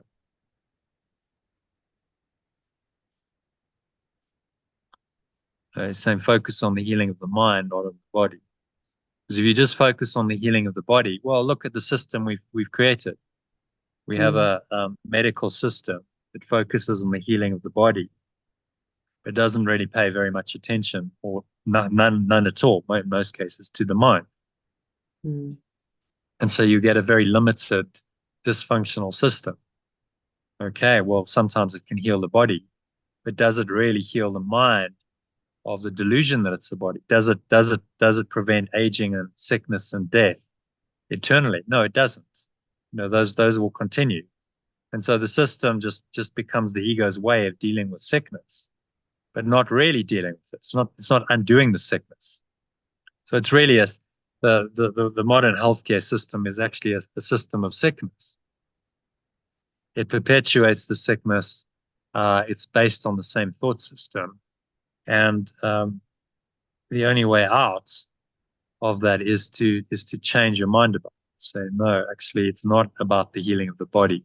It's about the healing of my mind. The body is incidental. So whether the body heals or not, dies or not, doesn't really matter. It's the state of my mind that matters. Okay, so number 2, we'll move on to that. Yeah. The body's cause is unforgiveness of the Son of God. The body's cause is the holding of sins against the perfect love's extension. It has not left its source, and in its pain and aging and the mark of death upon it, this is clearly shown. It has not left its source, and this is clearly shown by its pain, aging, and death. Fearful and frail it seems to be to those who think their life is tied to its command and linked to its unstable, tiny breath. Those who think their life is tied to its command and linked to its unstable, tiny breath must be fearful and frail. Death stares at So them that's as if interesting because, a lot of teachings say, well, the breath is life. You heard that, the breath is oh life. yes. But he's actually saying, no, if you link it to its unstable, tiny breath, must be fearful and frail. So the breath is just a tool. What the breath is a tool to access a deeper awareness, your pure formless awareness, perfect love. It's a tool to go into a deeper meditative state and let go of some of the monkey mind that stops you. But the breath itself is not the salvation. So that's where a lot of people go wrong. They start going, okay, the breath's the answer. No, the breath is a tool that brings the awareness that is the answer. So it's a subtle, but it's important distinction. Because otherwise what happens is you get too focused on the technique. So the breath is the answer, or Vipassana is the answer. I saw it in the Vipassana meditation. Oh, the technique's the answer. No, the technique's never the answer. The technique is the way to find the answer. That's the point. Once you found the answer, the technique becomes irrelevant. If you can access that answer and you're in that awareness permanently, you don't need the technique anymore. But the technique can be useful while we learn it. Very useful. It's like, okay, it's a way in. It's a pathway in, and it helps to clear away all the blocks so that you can access that awareness. But that's its value and its use. It's only valuable and useful because it gives you access to your true awareness, pure formless awareness in your true self. Not in and of itself, because otherwise the technique becomes a false idol. And it actually becomes another block to the full awakening. And that's how it gets very subtle. The ego is very subtle. Okay. And I saw it with the Vipassana. There's no doubt they were attached, particularly the teacher was attached to the technique and had forgotten that the technique is just a means to access your true awareness, which is eternal. So don't make the technique into some kind of false idol or God, because it's not. It can be a helpful technique, but realize that it is just that. It's not God. It's not the ultimate end goal. It's not your true awareness. It's just a way in to access that. Okay, carry on. Death stares at them at every moment. Death stares at them as every moment goes irrevocably past their grasping hands, which cannot hold it back. And they feel fear as bodies change and sicken, for they sense the heavy scent of death upon their hearts.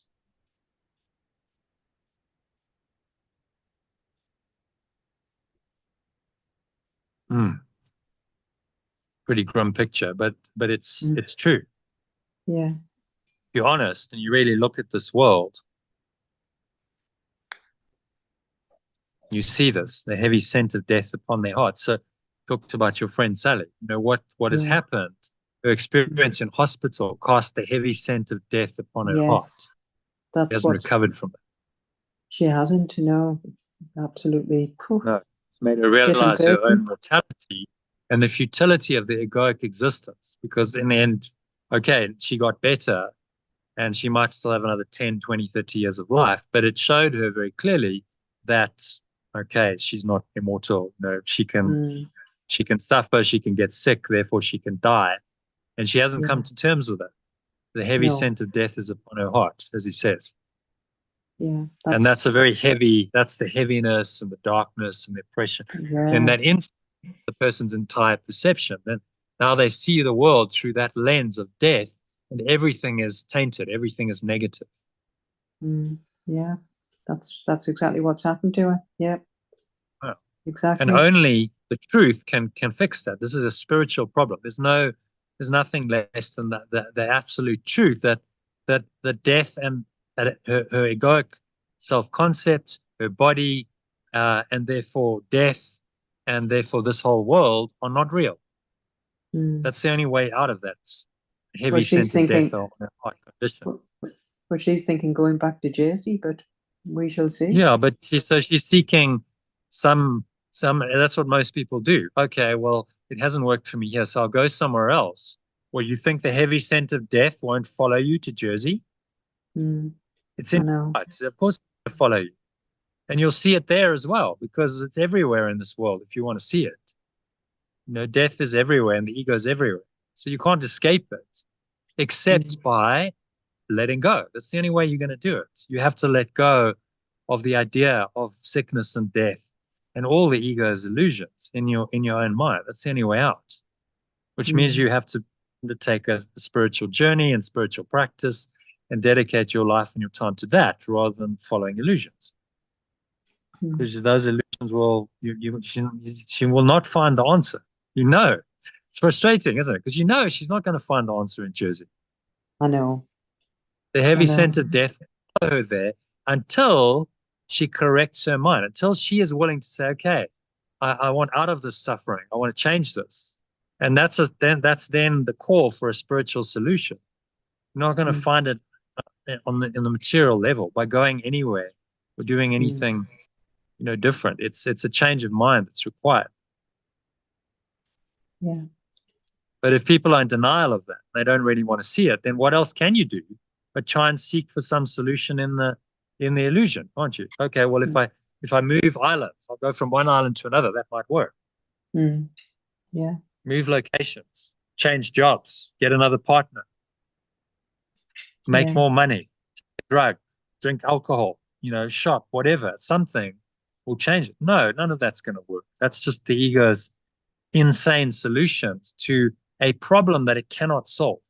The ego cannot solve this problem of death. Mm, Only the Holy Spirit can solve it. yeah. So we must go to that. Even the techniques, that if you just think that the breath will solve it, no, the breath is a way in Yeah. to access your eternal state of mind, in which you can then realize, well, death is an illusion. And the breath helped me realize it, my breath work practice. But that's its value. It's not in and of itself gonna serve you. And as I said, I've seen people who then, it just becomes about the breath or about the technique. No, no, no, no, no, no, no, no. Mm, That's what it leads you to. It's the understanding it leads you to that's important, not the technique itself. mhm. Again, that's another way the ego gets cunning and it hijacks people's spiritual journey and says, okay, well now we'll keep you away from the truth by focusing on the technique that's supposed to lead to the truth. But the technique itself becomes a block to that if you perceive it that, if you use it. And in the end, you go beyond all techniques to pure awareness. And you're just like, I am that awareness. I am that I am. No technique needed. I am that I am. I know it. The core of my being. I remain rooted in it. And I stay there. But then what happens? Ego comes in, you get challenged, so then the technique can be useful again. Because you go out of it and Mm, you forget that for a while, the technique can help you back, reconnect back in. So as long mm, as we hear, these techniques can be useful. yeah. but they're just useful because they restore your mind to its true awareness. Okay, number 3, the body can be healed. The body can be healed as an effect of true forgiveness. The body can be healed as an effect of true letting go. Only that can give remembrance of immortality, which is the gift of holiness and love. Only that can give remembrance of immortality, which is the gift of innocence and love. Forgiveness must be given by a mind which understands that it must overlook all shadows on the holy face of Christ, among which sickness should be seen as one. Letting go must be done by a mind which understands that it must overlook all shadows cast on the innocent face of my true self, among which is sickness.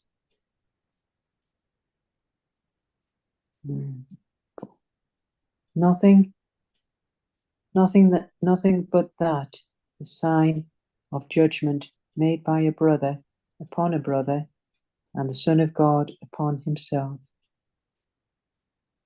Nothing except that, the sign of judgment made by companion upon companion, and the extension of perfect love upon itself. For he has damned his body as his prison, and forgot that it is he who gave this rule to it. For I have damned my body as my prison, and forgotten that it is me who gave this rule to it. From the top, the body can be healed as an effect of true letting go. Only that can help me remember immortality, which is the gift of innocence and love.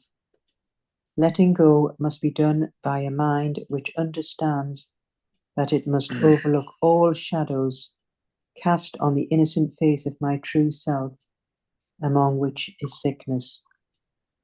Nothing except that, the sign of judgment made by companion upon companion, and the extension of perfect love upon itself. For I have damned my body as my prison, and forgotten that it is me who gave this rule to it. So, what it's saying is the body can be healed as an effect of the true letting go. And this then will remind us of our immortality and our innocence and love. So letting go must be done by a mind which understands, and it needs to overlook all its shadows. So that's been cast on its true identity, its true self, and among which is sickness. And this is nothing except that.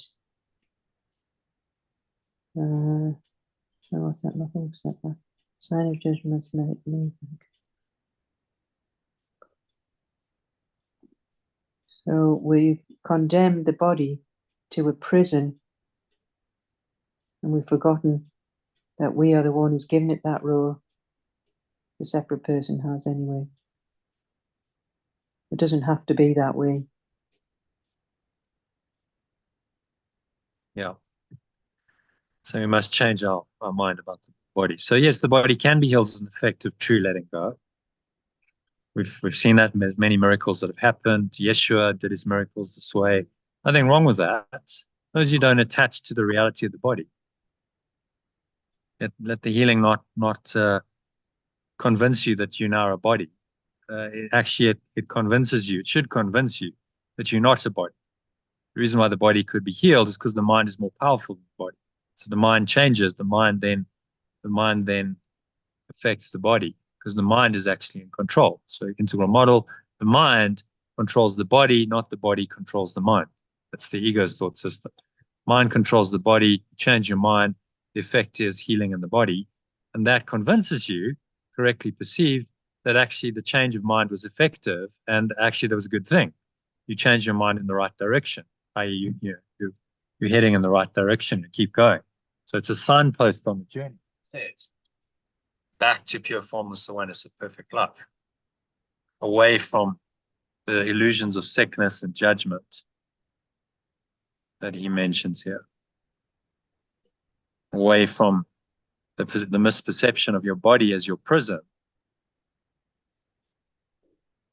You've forgotten that it is me who gave this role to it.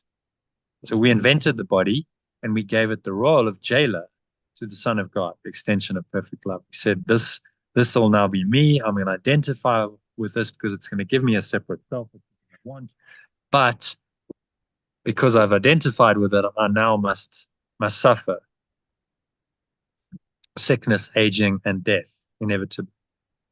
But that's my own choice that did that. So if it was a choice, I can undo it. I don't have to keep believing in this.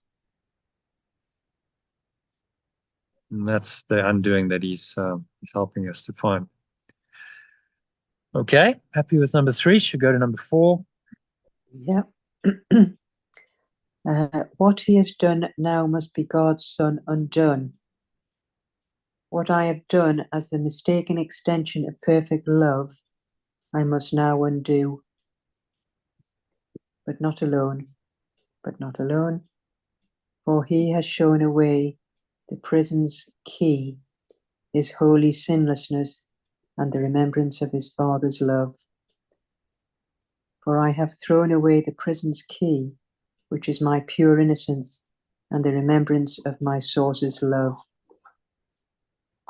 Yet help is given to him in the voice his Father placed in him. Yet help is given to me in the voice my source placed in me. The power to heal is now his Father's gift, for through his voice he still can reach his Son, reminding him the body may become his chosen home, but it will never be his home in truth. The power to heal is now my source's gift, for through its voice it can still reach its extension, reminding me the body may become my chosen home, but it will never be my home in truth.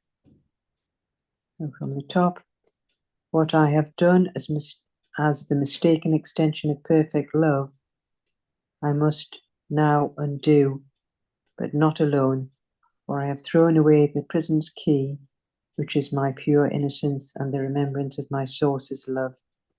Yet help is given to me in the voice of my source placed in me. The power to heal is now my source's gift. Through its voice, it can still reach its extension, reminding the body may become my chosen home, but it will never be my home in truth. Yeah, so what's he saying there? Well, we've mistaken our extension of perfect love, and we must now undo that, but we don't have to do that alone. We can throw this prison's key away, which then can reveal our pure innocence and remembrance of our source's love that will help us. So it's given by the voice of our source in me, that's already in me. And the power to heal is now my source's gift through its voice. So we're just reminded that the body may become our chosen home, but it'll never be our home in truth.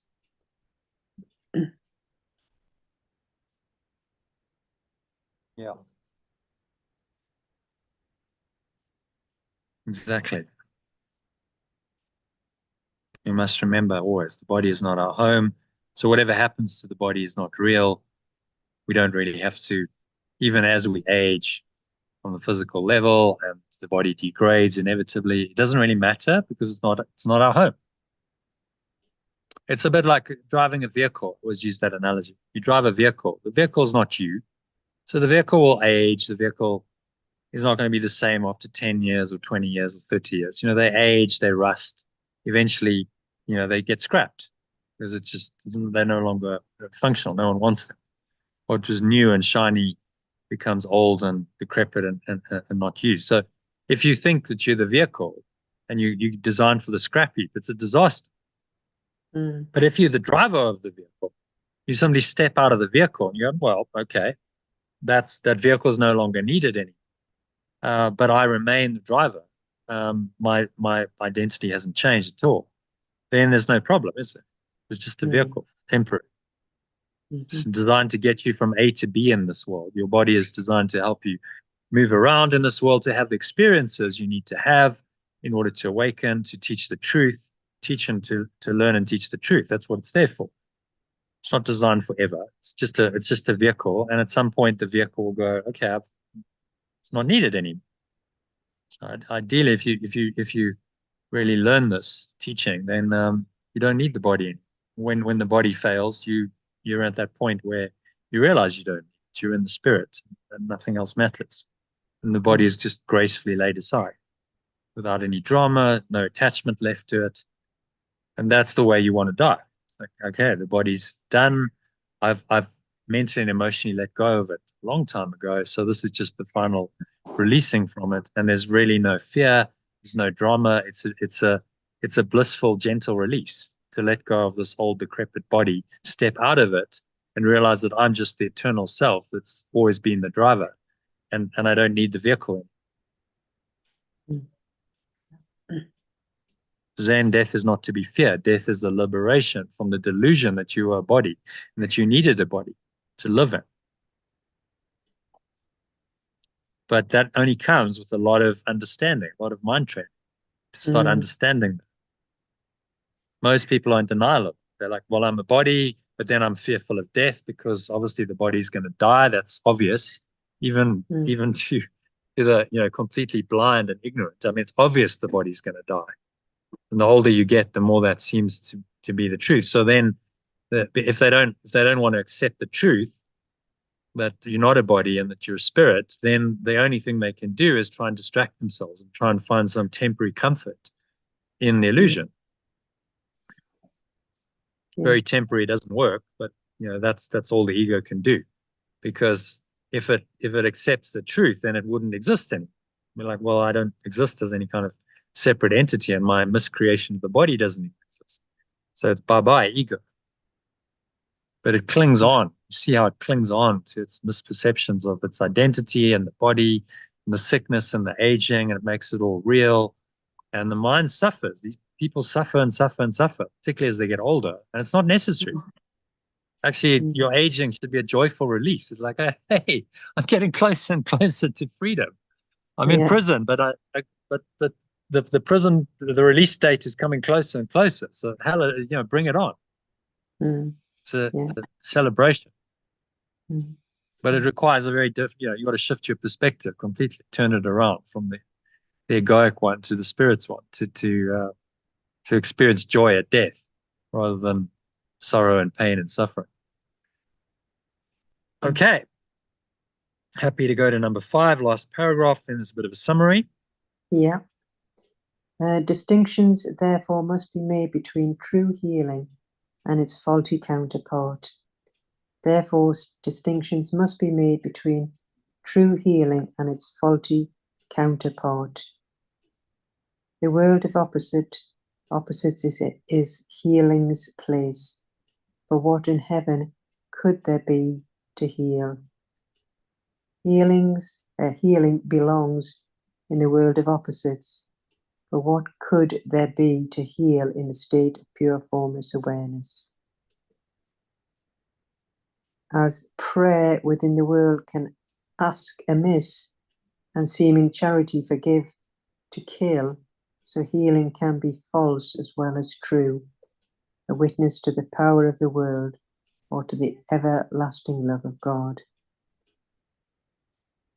As prayer within the world can ask amiss and seemingly unconditional love let go to kill, so healing can be false as well as true, a witness to the power of the world or to the eternal pure formless awareness of perfect love. from the top. Therefore, distinctions must be made between true healing and its faulty counterpart. Healing belongs in the world of opposites. For what would there be to heal in the state of pure formless awareness? As prayer within the world can ask amiss, and seemingly unconditional love let go to kill, so healing can be false as well as true, a witness to the power of the world or to the eternal, pure formless awareness of perfect love.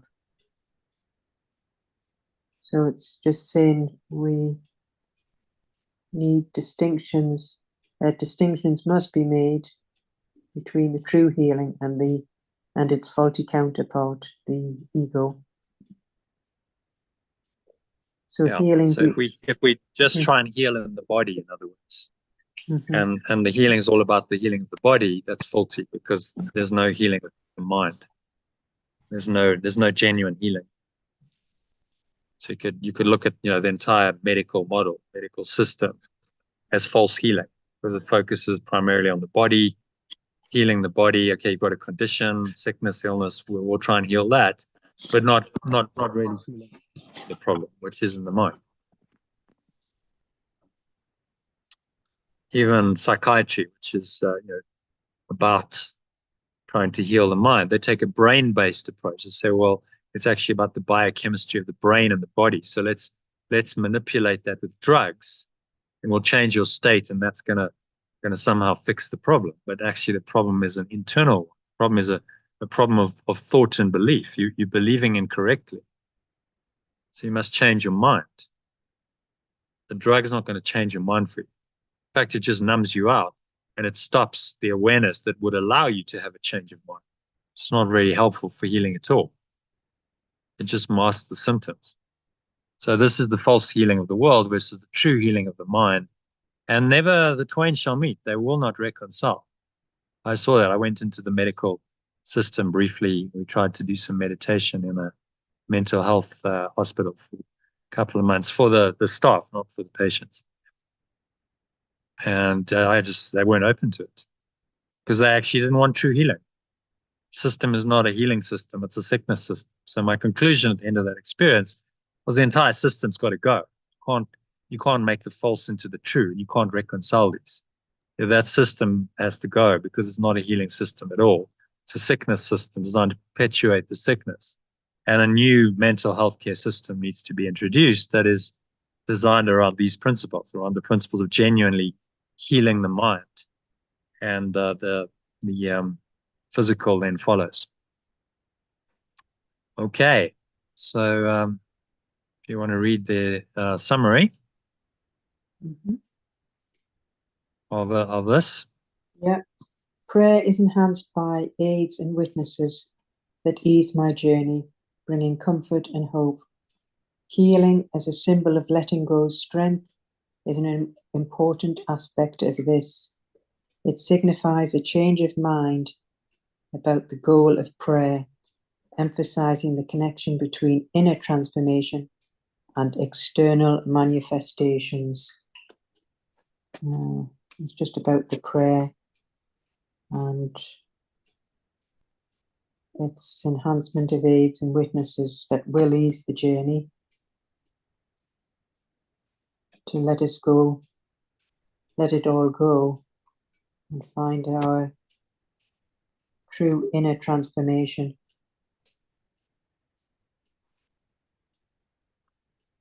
Yeah, signifies a change of mind about the goal of prayer. So the connection between inner transformation and external manifestations, such as healing. So it's inside out. You're saying yes. Summaries. The healing must be inside out, not outside in. It's coming from the mind, and then the body follows suit, not trying to heal the body primarily, or like as in the psychiatric system, trying to heal the mind through the body. That's insane. We're going to try and manipulate the biochemistry of the body to heal the mind, but the mind is the cause of the problem. So you got your causation all mixed up there, which is why that system is a disaster. It doesn't work. because it's false causation, based on false causation. But it's so entrenched that they can't see it. Our entire system based on false causation. They're so in it that they cannot see it. And when the truth comes along, as I did, through the meditation, I was doing breath work and meditation, saying, well, actually, it's about connecting with our source and healing the mind. They didn't want to know because it's so deeply entrenched in that system. The whole system relies on the false causation. Without that belief in false causation, the system wouldn't exist. You go, that's a crazy system. Let's not even go down that road. Let's do what's going to work based on true causation. The mind is the problem. So let's have a system that addresses the mind directly. Okay, now you're talking about spiritual techniques, practices, and so on that are going to help someone to change their mind. And then the effect of that will be a change in the body. So the body's biochemistry will reflect the change in mind, because the body manufactures these chemicals. So you don't need to change. The body's already got it all there. You just need to change the way the body is producing chemicals. So instead of producing the wrong chemicals, start producing the right ones. Surely that's a better approach than sticking all these foreign chemicals in and trying to chemically manipulate now your state of mind. That's an insane approach if you understand the truth. It's never going to work. Okay. Anyway, so that's an example of how this plays out in the world. Second one, I recognize that sickness cannot be separated from its cause. I recognize that sickness cannot be separated from its cause.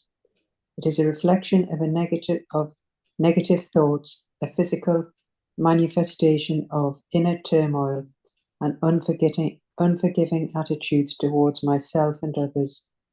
Trying to heal the body alone is futile effort, as my body's eventual death illustrates the temporary nature of such healing.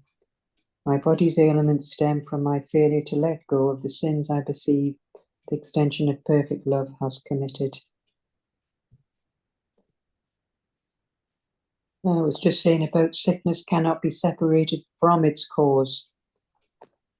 It's a reflection of negative thoughts and inner turmoil, unforgiving attitudes towards yourself and others.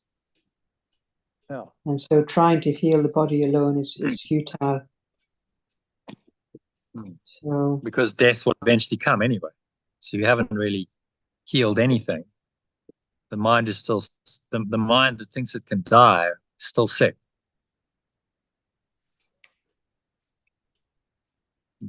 Death is just a symptom of that sickness. My body's ailments stem from my failure to let go of the sins I perceive the extension of perfect love has committed. Wow. Okay. So I don't need to go to a doctor. It's like I'm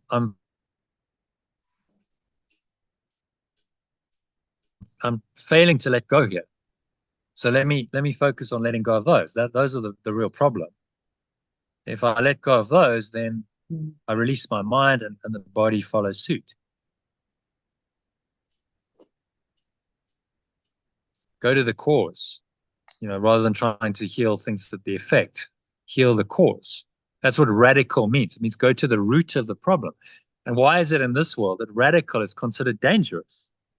Oh, that's so radical. The way we use it, it's like, oh, no, that's dangerous. No, radical actually means it works. You go to the root of the problem and you sort it out at the root. We all know, the weeds in the garden. You can't ever get rid of them by just taking the tops off it, because the root's still there and it keeps growing. So you got to take it out at the root. We all know. Any gardener will tell you that. And yet those same people might go, no, but actually in my life, I don't apply. I got to take the weeds out by the root. That means I remove those thoughts and emotions out of my psyche. And I can only do that by letting them go. So they no longer have a home because I've let them go. All right. So true healing comes through genuine letting go. True healing comes through genuine letting go, which offers a remembrance of immortality and a gift arising from innocence and love. This form of healing requires a mindset that sees beyond the physical symptoms of the body to the deeper spiritual maladies, treating sickness as one of the many shadows obscuring the innocent identity of my true self. I understand that my judgments and perceptions play a crucial role in how I experience and interpret physical ailments. Mm. Mm. Yeah. Mm. So, true healing comes from genuine letting go. And then it'll offer the innocence and love and eternity. But it does require a strong mindset to see beyond these physical symptoms and to see the deeper spiritual problems, maladies. So it's treating sickness as one of the many shadows obscuring the innocent identity of our true self. So we understand that our judgments and perceptions play, a very important role in how we experience our physical ailments. Yeah.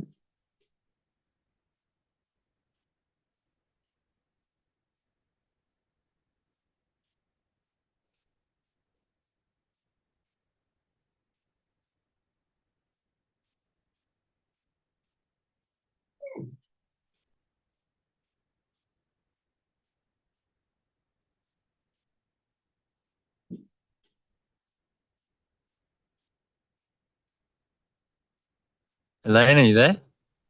Yeah, I was just wondering because you'd gone on mute. Yeah, sorry, I just got a call from Deborah and Gabriel. So let's wrap it up in the next 10 minutes. And then yeah, of course. Yeah. yeah. So I acknowledge that I must undo the consequences. I acknowledge that I must undo the consequences of my past actions, and I am not alone in this journey. Assistance comes from the voice placed within me by my source, which gives me the power to heal. This healing is a gift from my source, reinforcing that while my body can be a temporary residence, while I seem to live in this world, residence. Yeah. Residence. Yeah, residence, while I seem to live in this world. It is not my true home. So we have to acknowledge the consequences of our past actions. And we need the assistance of the voice within to help us heal. And this healing will come from the source. Yeah. Because we know that where we are now is not our true home. In the body. Shall I go on to the next one? Yeah. Yeah. I understand that healing belongs to the dualistic world of opposites and must distinguish between true healing and its false forms in this world. In the state of pure formless awareness, there is nothing that needs healing. I perceive healing in the world as either a reflection of the world's power or as a testament to the eternal nature of perfect love, which fosters a deeper, more spiritual understanding of well-being.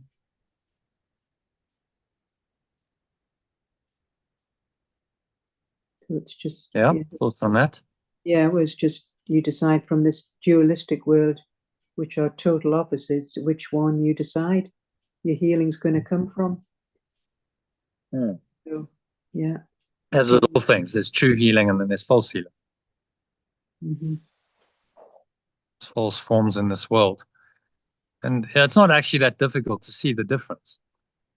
Once you start coming into awareness, it becomes very obvious what is truly healing and what's not.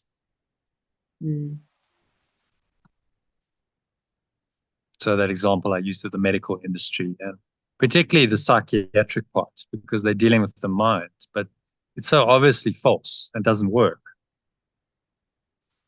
that it's a good demonstration of exactly this. You need to discern between true healing and false healing, and never the twain shall meet. You wouldn't need the false forms if you have true healing. That entire thought system and the system that's been designed around it just goes. It's not necessary. Oh, so just the key message. Yeah. I recognize that true healing comes from letting go and understanding the spiritual cause behind physical ailments. This process, guided by the remembrance of perfect love, reminds me that while my body is temporary, my true essence lives in the state of pure formless awareness. So that's fairly, yeah. So it's very straightforward. Comes from letting go and understanding spiritual cause. And if we only had a system like that, then you wouldn't go to visit a doctor. You'd go to a spiritual counselor or teacher and say, "Look, I've got this illness. So what's the problem? Okay, well, let me help you." The true healers help the person to find the source of the problem within them and then heal it there by letting it go.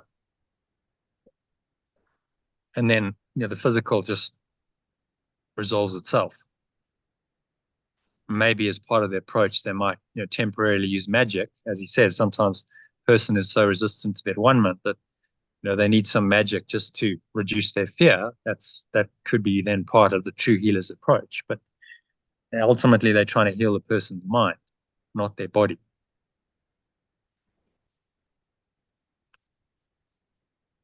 So imagine a system like that. That's part of what the course can bring in. It's advanced psychotherapy. Yeah. Really understanding the causes and letting them go. It's a truly healing approach that can heal, any ailment. That Yeshua demonstrate. Look, this healed all kinds of things in his day. Before modern medical science, he helped people access the power of spirit, and that's what healed them. And they believed because they didn't have all of the cynicism generated by the scientific materialist paradigm. They believed he was the Messiah. They believed in the power of God. And he said, "I'm not doing anything. It's your own power, your own faith that's made you well." He said that a number of times. And now he's just teaching that same principle to us 2,000 years later. All right. So any other questions or comments on this? No, that's a very good session. Yeah. No, very helpful. Yeah. Good session. Yeah. Good for all of us. Yeah. For our physical ailments and stuff. So yeah. Very good. Very good. Yeah. Yeah. Okay. So we'll no session tomorrow. Then Sunday afternoon, I'm going to be doing a session in a botanic gardens. So I have my laptop. I don't know what the connection's going to be like because I won't have Wi-Fi. I'll have just the mobile signal. But join us. Put it on the group. Join us. It's more of an overview type session. So join us in the afternoon, and then in the evening there's a masterclass. So there's 2 opportunities to join. We'll be talking about the upcoming course and stuff. To join it be about the normal time, about 1 o'clock your time. Right. The only thing is, I do go on my walks on a Sunday, so not sure what time I'll be back, but I can join later. Yeah. Then join in the evening. It's at 6 your time. The only thing is, I've got my Zoom. That Zoom, with the illustrations, 6 till 8. Yeah. Okay. Yeah. So I'll try and join. Afternoon then. See if you can join. Yeah, will do. After 1 o'clock your time. Yeah. Anytime. Okay. Right. Well, have a lovely birthday. All right. Hope to see you then. Yeah. Have a good birthday. Right. Enjoy. Yeah. Enjoy. Bye. Thanks, Elaine. Bye-bye.